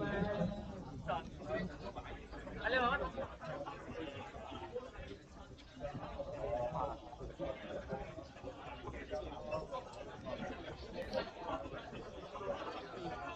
Josh, do we know what the playmat was for? I saw it briefly. I think it's Crucible of Aetherwind. Nice. Same one as the one in San Jose. The playmat is the Crucible. Oh, good. Crucible of Aetherwind? Yeah. Nice. And there's a topic standing here. 收晒啦。Okay, so first thing, make sure that the stream can hear you, because the whole last game they couldn't hear you. How can I be sure?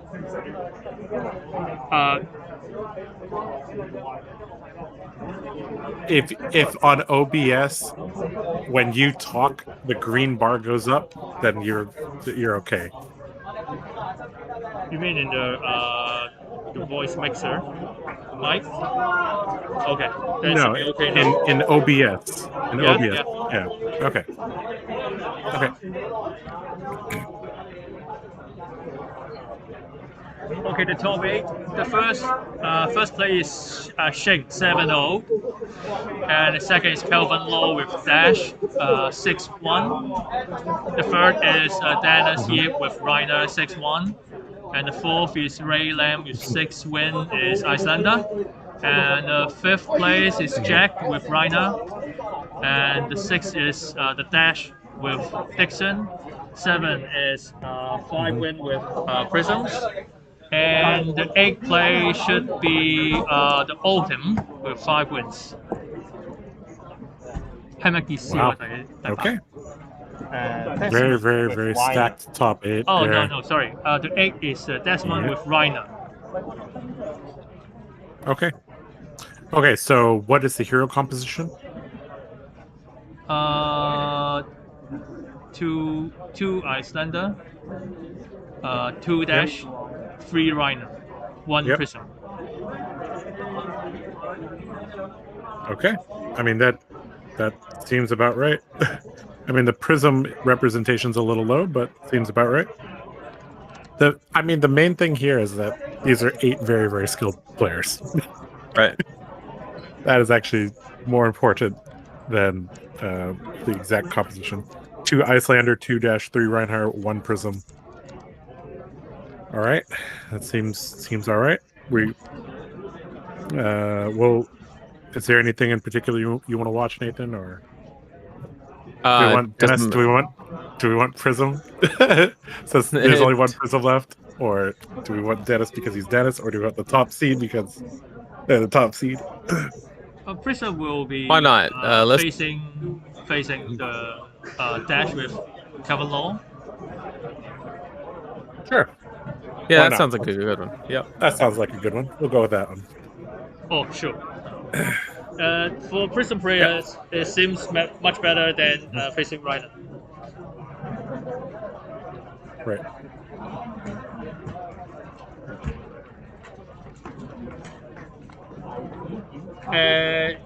Prism 對 Yep. Okay, we just got a picture. Yep. So Shing. First seed, Kelvin Law. Second seed, Dennis Yip. Third seed, Ray Lamb. Fourth seed, Jack Tang. Fifth seed, Dixon Powerful. Sixth seed, Leo Lee. Seventh seed, and Reckless WCW. Eighth seed. 我聽過一個人，係咪 Kelvin 我對 Leo？ 係 free table 係。 Seeing, we need the 15 more minutes for the deck checking. We'll start at 6:15. Yep, go for it. Yep.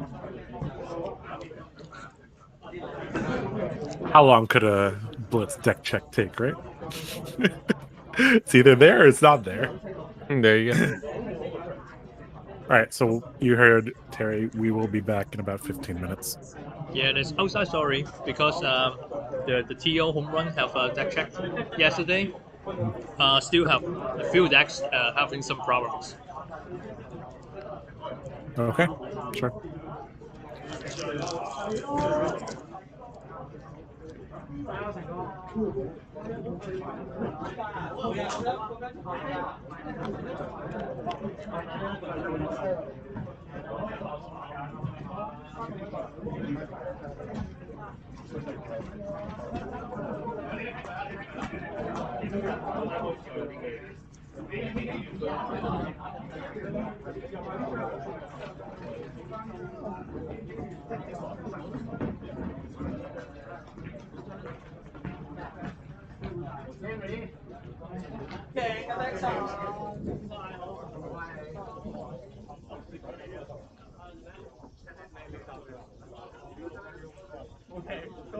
Well, like we were talking about earlier, just a testament on how good Team Blue Pitch is. 4 of the top 11 players were Team Blue Pitch. There was 2 that made the top 8 cut, and then 2 that just bubbled out at 10th and 11th. So solid showing from Team Blue Pitch.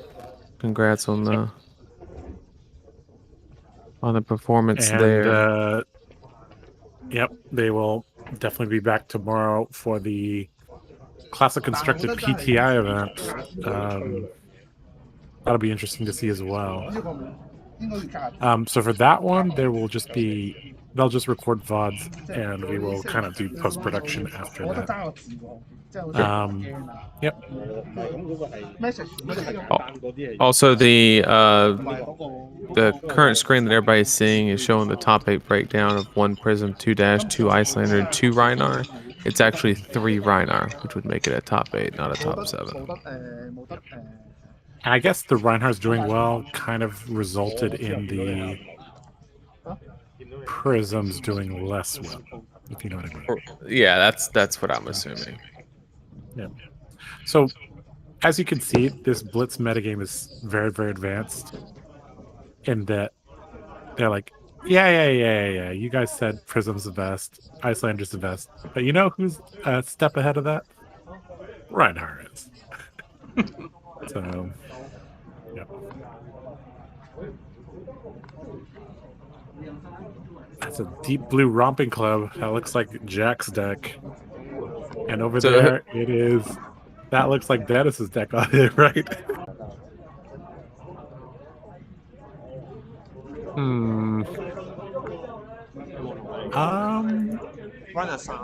I feel like Shing has always done really, really well, but I don't. He's like topped gotten first place at a Battle Hardened Nats or something like that. So that'd be nice to see him take this down. I mean, just looking at this top 8, like any one of these guys could take it. Like Shing, Kelvin, Dennis, Ray, and Jack. Like that could have been any armory of any given day. Oh man. I'd have to put my money on Jack. I was really impressed by his equipment suite. Yep. I think there's a lot of thought behind that. Like if we look here, the 2. Yeah, in the top 8, the first round, no Reiner facing Reiner for the mirror match. So there's very possibly in the semifinals still have the Reiner. Yep. So that was Jack back there. Yeah, Jack is there. Hi, Josh. Yeah. So, hi, Jack. How's it going? So one thing I want to point out here is that so Kelvin has played a lot of Dash, Dennis has played a lot of Reinhardt, and Jack has played a lot of Reinhardt, and Leo's played a lot of Prism. I'm not sure about the other 4, but I think the other 4 are playing heroes they're not super comfortable with. I guess Shing and Ray probably have a lot of experience on Icelander, and they should be fine. But we're looking at people that are playing top tier heroes and have a lot of experience with these heroes. So, yeah, this will be actually quite interesting. Yeah, it seems like the specialists are being rewarded. Yep. Yeah, when you play a top tier deck and you have the reps, and in some ways the Hong Kong metagame is a little because like you see the same 15 people at the top tables, so it's like you generally want to target that. So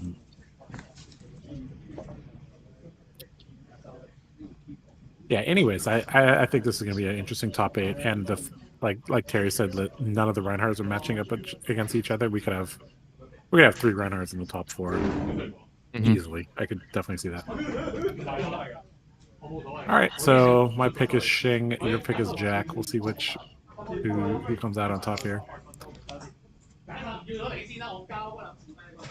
Who do I want to win? I want Dennis to win.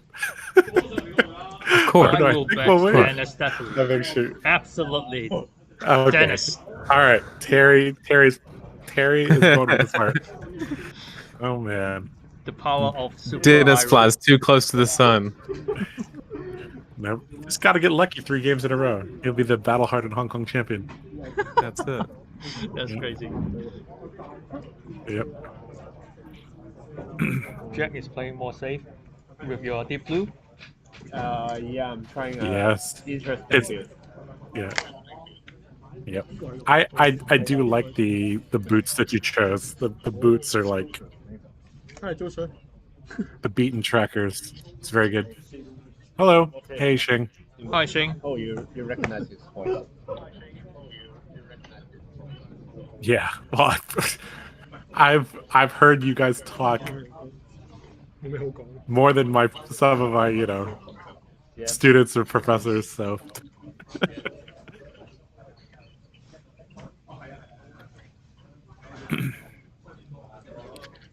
Okay.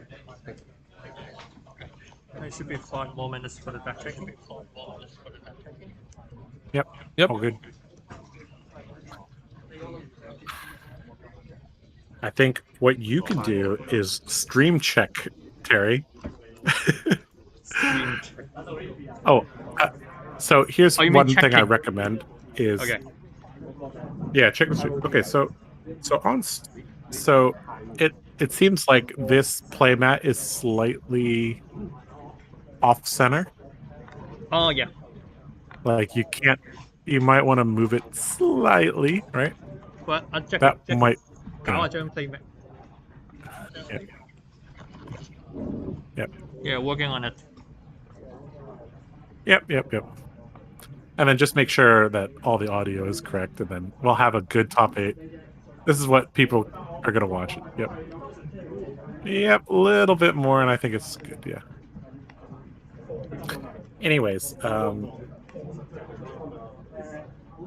this looks super clear now. You guys finally got there. There we go. Oh, now you know what to do for next time, right? Yeah. Yeah, and the topics there you go. doing good. It's still okay.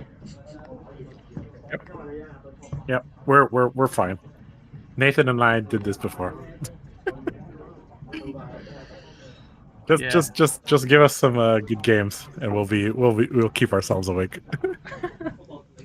It is shout out to any American still up. It is 4 That's what I'm right saying. now. It is 4:15, and I'm exhausted. Me too. This is 4 a.m., right? Yeah, it's 4 a.m. right now. Okay, in chat room, Matt Roger is having a check. 2 dash in top 8. That's right. There's 2 dash, 2 Icelander, 1 Prism, 3 Oldham. Yeah, welcome Matt Roger.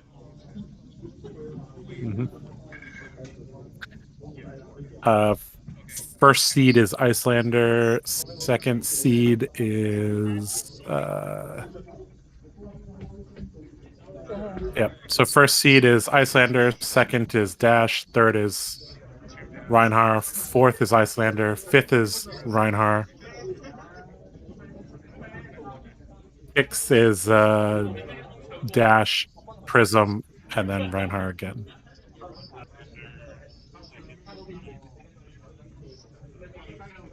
You know, Ray actually submarined, Nathan. He lost that very first game on stream and then won 6 games in a row. Love to see it. Love to see it. Ray Lamb. Shout out to Ray. Submarined the tournament.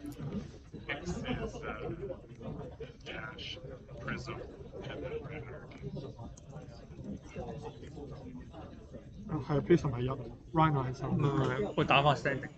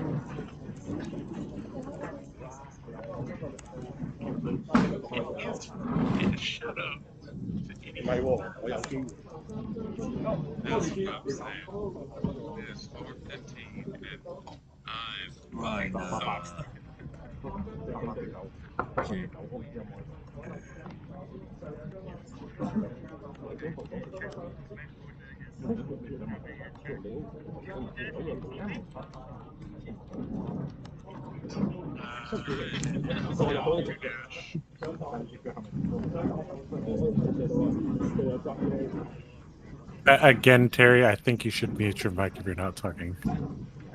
On Discord, at least. Sure, Yep. my bad. My bad, sorry. All good.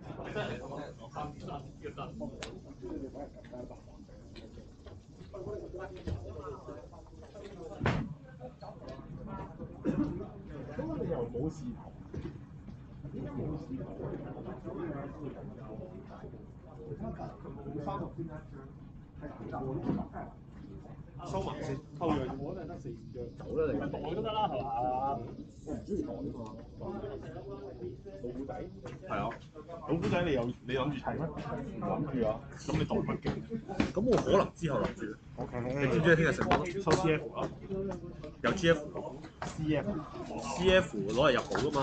我有一張咁少。你記唔記得你係收你要用嗰個數量入寶噶嘛？係啊，撈到幫你計過啦。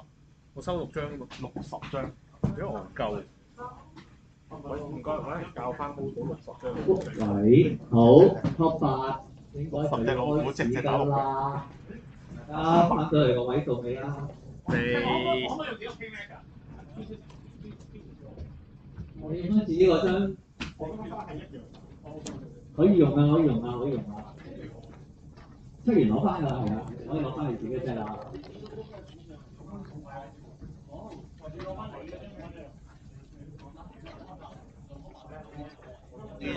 走走地，照隊俾你啦，又係。我想我自己拖發到做多2下嚇，俾多2嘢啫喎，都得嘅。好，第一台係成多對 Desmond。唔係啊 ，Prism feature table 啊。你轉咗 feature table，OK。咁就佢哋轉咗落去。Okay, so first match, so the top 8, the 3 Reinars, none of them are playing each other in the first round. So very good chance that we could see at least 2 in the top 4. However, I think we requested that the Prism versus, what was it? Prism versus Reinar, right? Or no, it's Prism versus Dash. Dash. It was Dash. We requested the Dash game from Kelvin. 你哋係確保可以分開4張台嘅。係而家開始係啦，嗱大家我再提一次大家下 ，top 8一樣係計時嘅，即係都係35分鐘。數槍嘅數法就係01之後分唔到勝負嘅話，就係計即時死亡分係食高啲嗰個贏。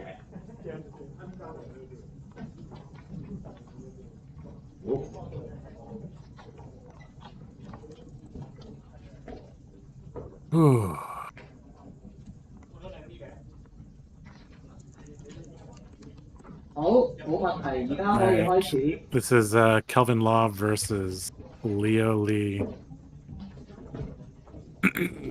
Dash versus Prism here. 2nd seed versus 7th seed. Kelvin Law coming into this as the higher seed. He will get first choice. Very likely he's going to choose to go first. Do you agree with that, Nathan? It's actually it depends. because if you go second, right, there's a very good chance you're going to be facing 2 War Tunes. Right. Right? If you start with Prism having tempo. So if the game plan is dash, is like you're 100% committing to like all the way boost, just full aggro, I think it may actually be better to go second. Be better to go second, even if they double aura, right? Because like unless it's the only way you get punished, I think hard is if it's a parable. Right. That would be bad. Yeah. I mean, there's been a trend towards going second, just being correct in blitz, unless you're playing as a Reinhardt or Bravo, I guess. Just because the fact that there's like not enough life to make 2 tempo swings, like, right. So I could see it here. I guess it's kind of like, what's the worst that could happen, right? Because yeah, like I would on the flip side, dash, like if you go first, you always want to arsenal a card, right? So I guess we have to think like, what is the probability that dash gets damage in against Prism with a 3-card hand? It's actually low. Now that you kind of talk about that and point that out. Yeah, well, not only that, but you would waste a count on Techo Pounder too if you did that. Yeah. So I guess actually, yeah, I agree. I think the perfect starting hand should be another Pounder or the Spark of Genius. Right. Yep. Yeah, Spark of Genius, as Jackie pointed out, like could enable dash to have like a ridiculous turn 0. We'll see what Kelvin chooses. Just think about here. Just think about your dash, and then your starting hand is 2 blue, and then a Spark of Genius, another card for Arsenal, and then push the 2 card, and then just use Spark of Genius, and then find another Pounder on the table. It will be crazy. Yep. All right. Here we go. Tekla Pounder, Talishar, the weapons of choice for our dash player. Over on the Prism side, rocking the Luminaris. Crown of Providence, just for some more armor. Ironhide, gauntlets, Findle's tunic, spring tunic, and the Phantasmal Footsteps. Dash, I guess, also has some armor that's going to be relevant. Has the Crown of Providence and the Tickle Heart. Looks like just Kelvin opted to go first. Just going to Arsenal pass. No punishment there. No Pounder charges used. And it looks, I mean, the Prism ticked up his tunic, so there's no punishment on turn 0. Pretty slow start for both players. All right, so here's those heralds I was talking about. So he's going to face the 5 on-hit effect of make a spectral, which dash is heavily unincentivized to block. But I think this one he'll make the exception. Probably throw 1 card and some armor. Yep. Most of the heralds don't really have a relevant on-hit effect other than erudition and protection in this matchup against dash. And as you can see, Leo knows that this erudition is not going to hit, so he just pitched it away. As long as the Crown of Providence and Tekla Foundry Heart are new looking. All right. Kelvin says, I take 5. Let's go. Yeah, well, technically 6, because he'll attack with the shield. Yep. And if you're not blocking 5, you're not blocking 1. I'll tell you that much. And Shimmer's coming down Arsenal pass. Pretty good hand, even though he didn't get to mulligan. A yellow Oasis and a Parable of Humility in hand. Not what you want when this dash is about to go ham on you. So I guess the idea here is to drop below 14 and then Oasis something. So you actually get like some value. I guess also with the floating resource from the Parable, he probably can use his boots or Ironhide, depending on the on hits. Yeah, so I would probably, unless the first attack was combustible carrier, probably eat the first attack and then use footsteps on the second attack, pitch in the parable, and then probably Oasis the Talishar. Yep.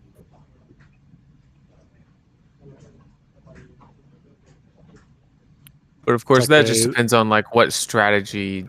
I mean, with the shimmers, I think you just play like a mid range and block a lot until the shimmer becomes a real threat. I think I saw 0 to 60 and a Spark of Genius in Kelvin's hand.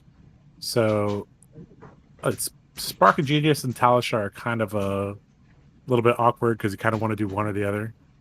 But I guess with the Achilles Accelerator, maybe you could find a play pattern that works there.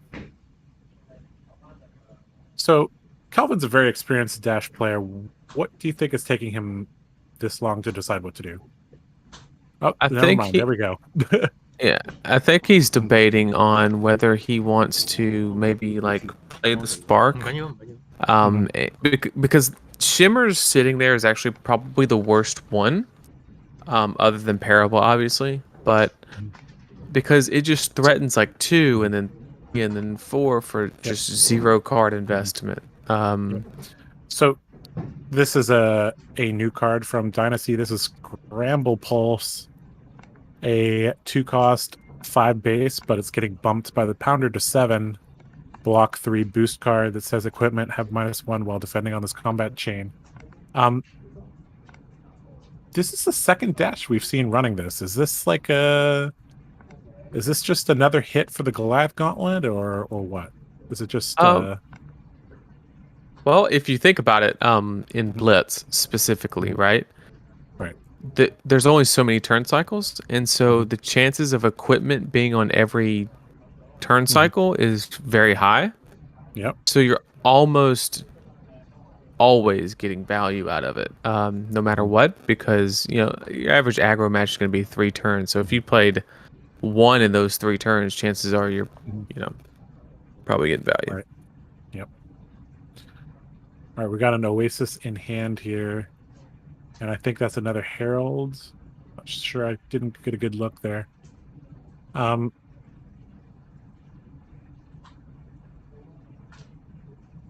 Spark of Genius for 2 here. Gonna grab a Pounder, I'm guessing here. I mean, the deck basically is only the only items in the deck are Pounders and Cores, right? Correct. All right, second Pounder on the field, turn 1. Or Kelvin's official first turn 1. Pretty good start.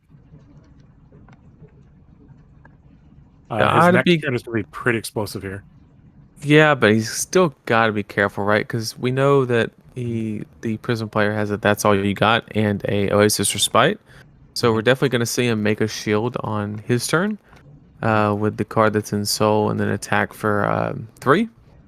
Yep. And then he's going to Arsenal the Oasis Respite and then probably just wait for Tunic counter on the following turn and then just get that value for free. So Kelvin's not out of the woods here on a fatigue plan, and he has to keep that in mind, which is probably why he went and searched the second Technical Pounder. Yep. All right, Shimmer's coming across here. Oasis being pitched to give this attack go again. In comes the Spectral Shield for another 1. We call this the reverse Ira. 2 and then 1. Right. And then Arsenal, That's All You Got.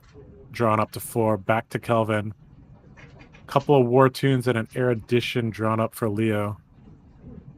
All right, full grip, double Pounders, fresh Talishar, fresh Gauntlets. This could be a massive turn. Let's see what's happening there. Arclight.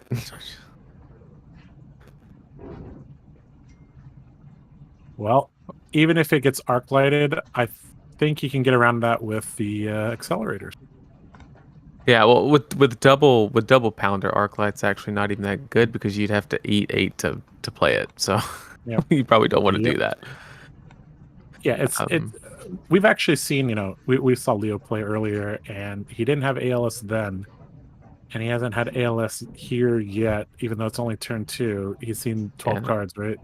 I think most Prism players in Blitz are not playing it, and if they are, they're only playing 1. Yeah, because 1 is enough psychological damage. Well, I mean, it just seems like a win more card. Especially like you're already beating Guardians no matter what, so like you don't need it.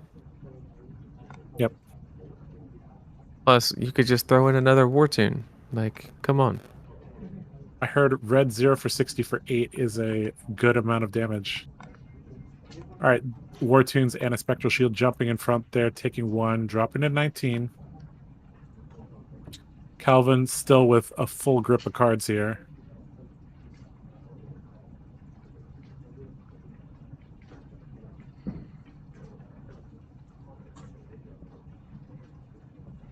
Pitching a T-bone. And comes this throttle. Should be for 6, unless this is a yellow, but I doubt it. Oh, it is a yellow. Yep. Interesting. All right, here comes a yellow throttle for 5. A lot of them are running the yellow throttles is just to up the threat density of the deck in the event of fatigue. Right.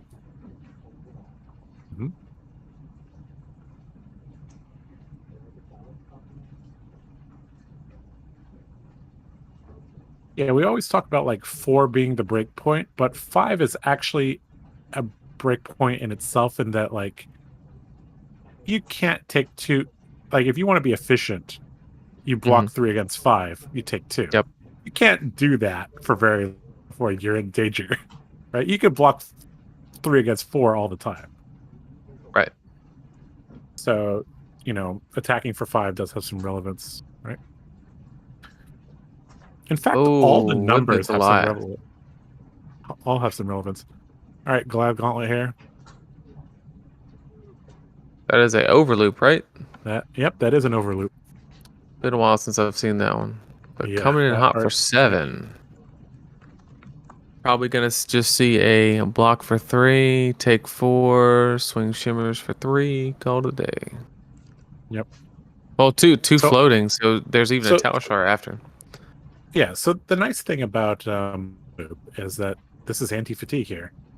This is the card that says, put it on the bottom. It's going to come back. So this, I mean, just having a little bit of gas at the end of the game actually can make a big difference. So I quite like that Kelvin put this in. Crown of Providence, Herald of Erudition jumping in front here. And Leo cannot stop the bleeding here. Blocked with everything he had, basically. And did he block with... Is he not attacking with his shimmers? Okay, he is. He's going to take up Tunic first and then attack for 3. So. Yep. So he used his Arsenal, his Crown of Providence, his whole hand, and still took 7. Yep. That's the power of Pounder Dash.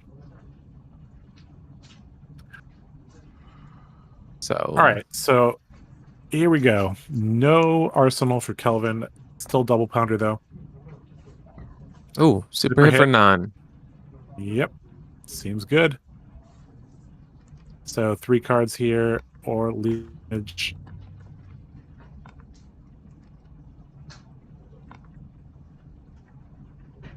Tunic into Ironhide Gloves into a War Tune red blocking here. Probably add the sink below. Yep. Below, yeah. Putting a 2 block or a no block on bottom, maybe. Looks like he's declining the sink. All right. Spark of Genius for 0 here. Normally you would. Yeah. Normally you would want to check your graveyard and banish before you play that, right? He banished 1 Teklo core, so it was close. That's his last item. Yep. There we go. All right. So Tech Core basically says have an extra card for the turn because you don't have to pitch into your attack. And also if it's a 1 cost or 0 cost, you can also use that for your Foundry Heart. Excellent card.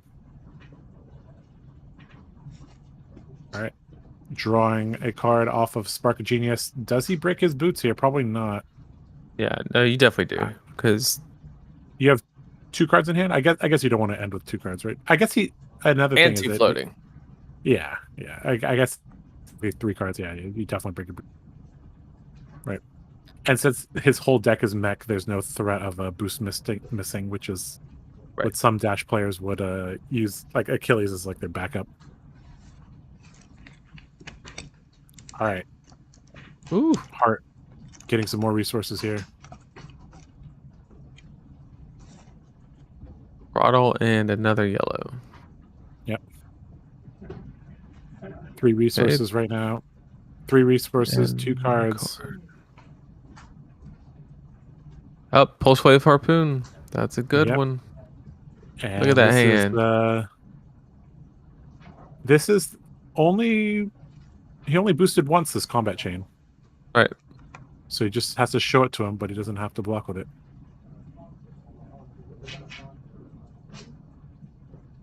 But he chooses to anyways. Okay. Taking 1 here. Talishar coming in on the end here for 4.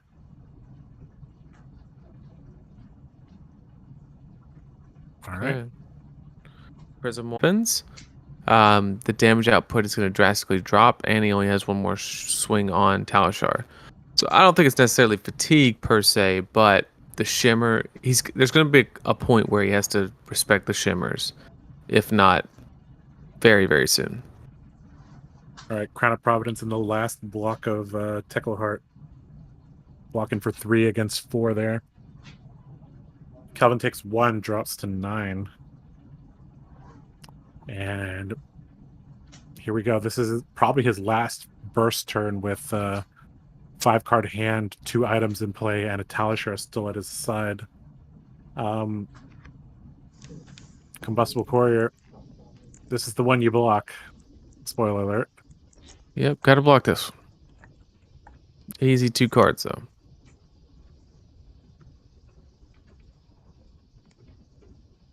Yeah. Probably see the Oasis going to Arsenal. Yeah, there's not much to... I mean, these yellow Oases, I guess... they're interesting. It's really hard to draw a conclusion from just seeing 2 games, but yeah. But I think it's safe to assume like Leo's not on ALS actually. He can play this much. All right, there comes another Gramble Pulse. As Tobias said, that is a staple.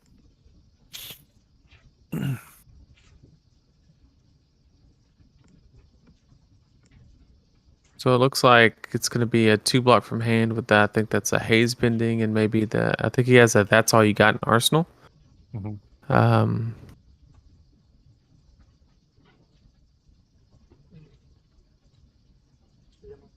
Odd to do that though, because doesn't it get -1, so it doesn't actually block? Yeah, I think he's just now realizing that. Yep. Slight misplay there from Leo. Yep. I mean, these new cards are do induce misplays though. So that's true. It's gonna take 1 here. Or 2. Is that a yellow Oasis? Then he's gonna take 2 here. Yep. Okay, down to 7. And we still have a Talishar swing. But not after a throttle. No, this is probably gonna kill him here. Yep. Because he's representing at least 10 more. I mean, pitching for that. I mean, I don't think that actually killed him, but no, I think it was a losing proposition anyway. I mean, it. Yeah.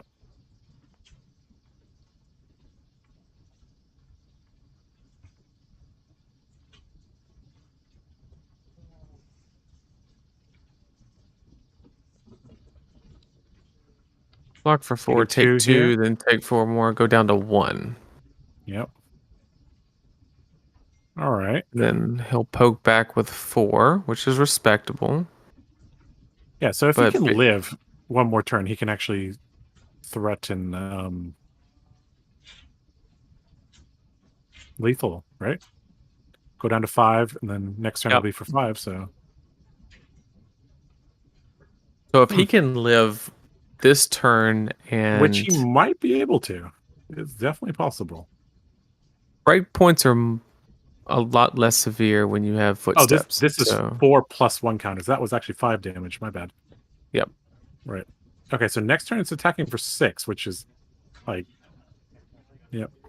So is there a world where if you can't kill him as Kelvin, you actually hit the shimmers? No, I think if you waste an attack on that shimmers, you lose the game. Well, if you can't rip the last card from their hand... I mean, even if you rip the last card out from their hand, if you don't kill them... Correct. Yeah, he loses. Better to take this up? Yes, but you lose either way. You lose either way because you give him just that one little bit of tempo that he needs, just to throw like one angel at you, which is effectively the same thing. Or how is he going to throw one angel at him with one card? There's no 0-cost angels in the game. He has no tunic.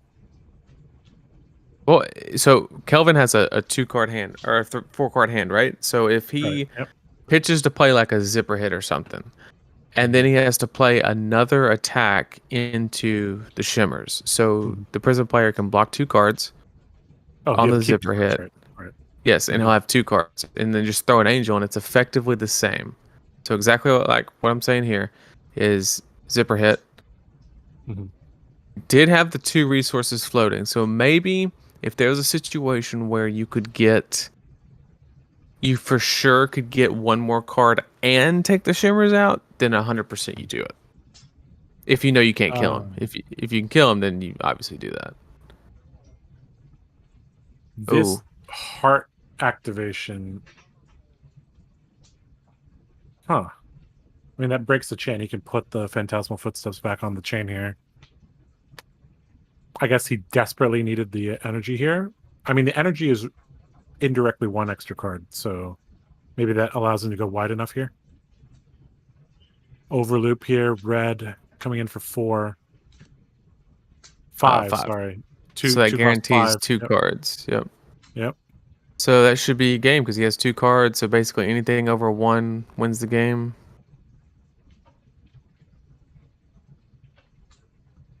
Is that a blue T-bone? Uh-oh. Blue T-bone. Oh, there. Okay. There it goes. Yep. Nice. All right. Well played from Kelvin. All right. Kelvin Law advances to the semifinals of the 2022 Hong Kong Battle Hardened. Well, it has been a long, long journey, and we are nearing the end, though.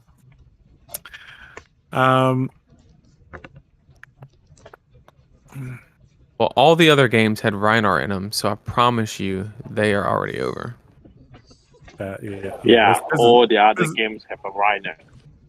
And they're done. Are they done? Seems they're almost done. They're almost done. Okay, sure. So at least one Reinar win. Jack has already win the game. Jack has already won. All right, cool. Yeah, all right, so go, Jack. So you got that. We got at least one Reinar. Cool. All right, so we'll bring you guys the semifinals ASAP.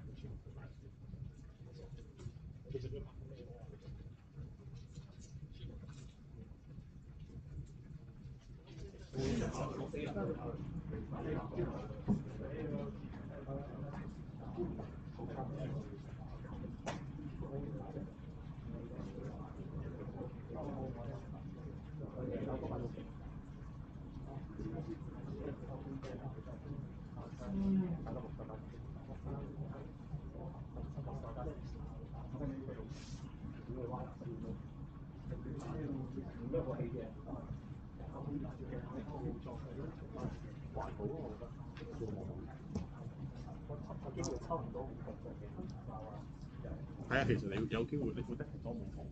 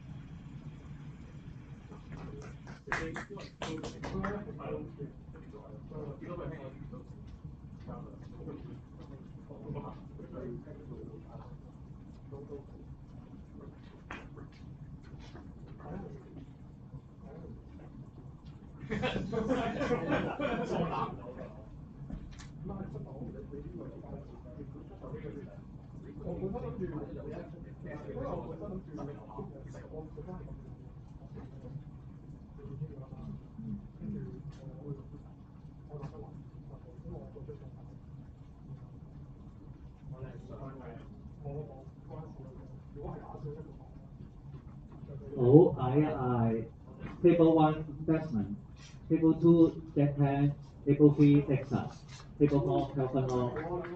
冇錯就下一個 intermission 咯。一個 dash， 兩個 Rhino。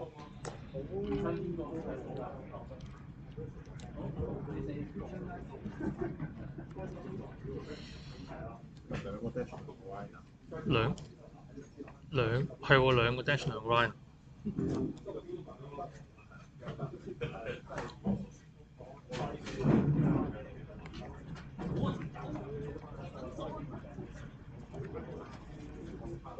好，跟住呢彎 top four 係 Desmond 對 Japan Winer 對 Winer， 跟住咧係 Dixon 對 Kelvin 咯 ，Dash 對 Dash。你問一問佢哋想去邊個 Rhino 先啦。好 ，Winer 對 Winer 請上台。Okay, Rhino versus Rhino in the semifinals.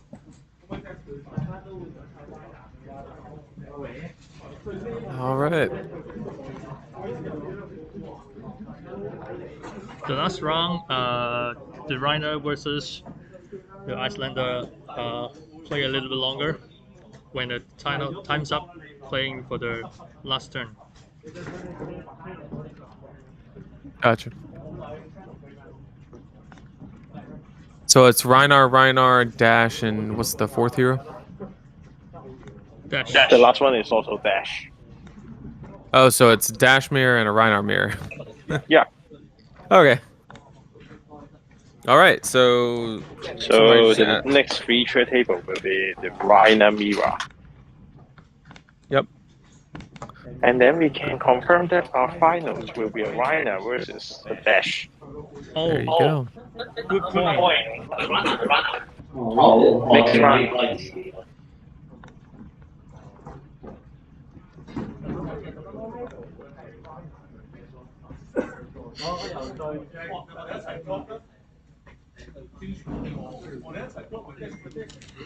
All right, I'm back. All right, so we just got the news that it will be next feature match will be a Reinar mirror, and on the other side of the bracket, it is a Dash mirror. Ooh, okay. With Desmond 點串 So we have a Dash versus Reinar. 喂 ，Desmond 點串 Finals. You know what's really funny? If Dash actually gets popular, that makes Reinhardt even better because he can run Arg Smash. although I don't even know if you would want to, but no, that is a possibility. Yeah. All right, so we had a question about the top 8 breakdown. Our top 8 was 3 Reinar, 2 Dash, 2 Icelander, and 1 Prism. And in the top 8, it was 1 Reinar lost, the Prism lost, and both Icelanders lost. Yep.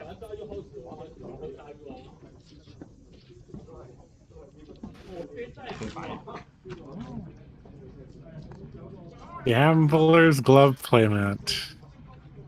Gotta love it. Crucible of War versus Crucible of Aetherweave. All right, we're gonna get this match going soon. Yep, looks beautiful.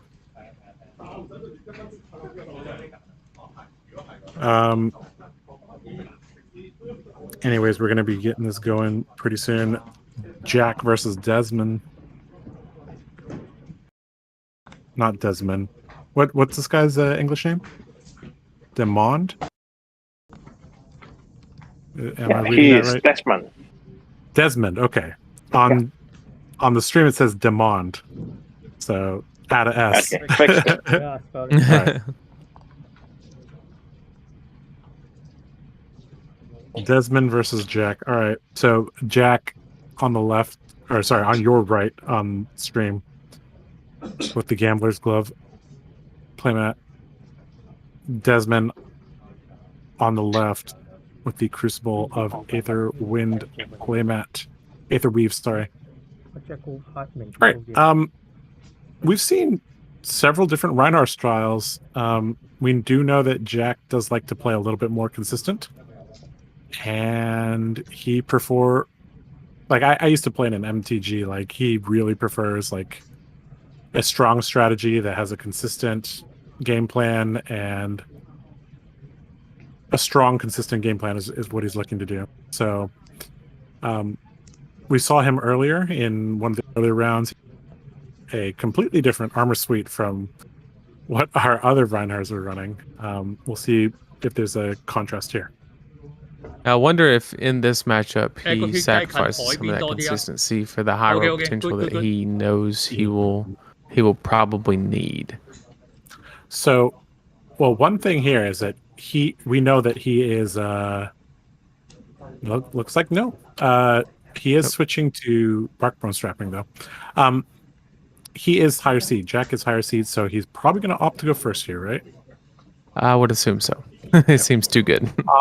Yep. So yeah, we already see a contrasting style here.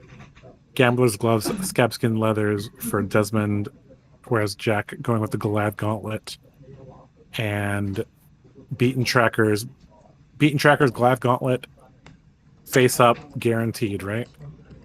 Scabbies plus Gambler's gloves, not so guaranteed. Wild ride here.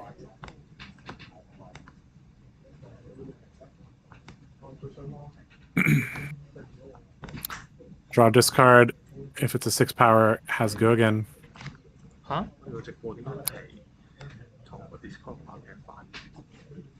係咩？左右調轉㗎，睇到算啦。Massacre being discarded, meaning an additional intimidate here. Is that Massacre? That is Massacre, yep. So it'll be double intimidate. Right? I thought so, but maybe I'm reading that wrong. When Massacre is paid as an additional cost to discard, right? Yeah. It has to be by card effect, right? So. Right. I'll check FAB. I'm pretty sure that's right.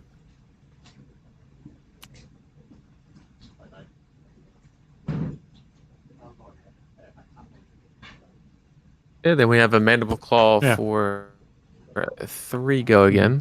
And then another 3. So we are going to get some armor and a little bit of damage in turn 1 and still get an arsenal, which is never bad.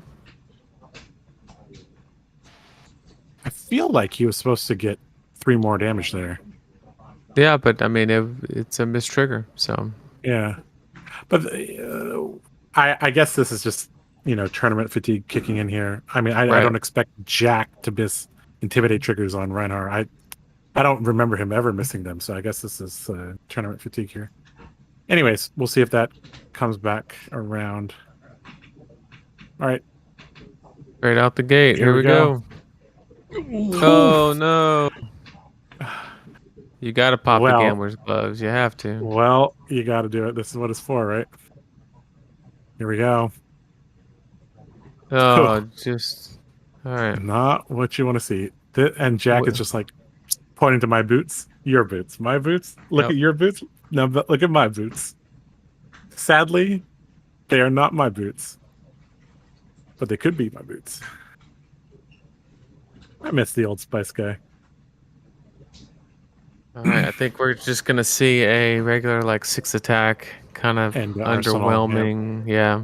Yep. So not exactly the clapback that you're looking for. So it's a lot of momentum going in for Jack because he's just probably gonna take it unless he just has an offhand. Yeah, I see smashing. It's at least a red. It's coming in for 7, but it's still not where you want to be. Yep. It's possible this intimidate kind of messes up his plans here as well. So I don't think Jack intended to block very much unless he just had that bad hand. Yep. Well, if the armor comes in front of this, Desmond needs to be very, very, very, very afraid of what's happening next here.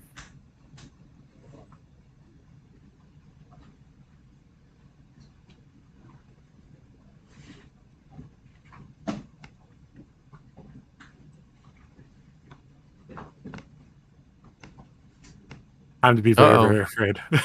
Yep. That means he plans on using those. So yep. That's a take 5 down to 15 and up. You want to go and filter? Just for our viewers, in case you're wondering, Crown of Providence, unfortunately, you cannot trigger that on the intimidated cards because they're not considered in your hand. Another little value add from the intimidate mechanic. Yeah. I think we're going to see a full equipment pop here, if I had to guess. I agree. There's the blue. All right.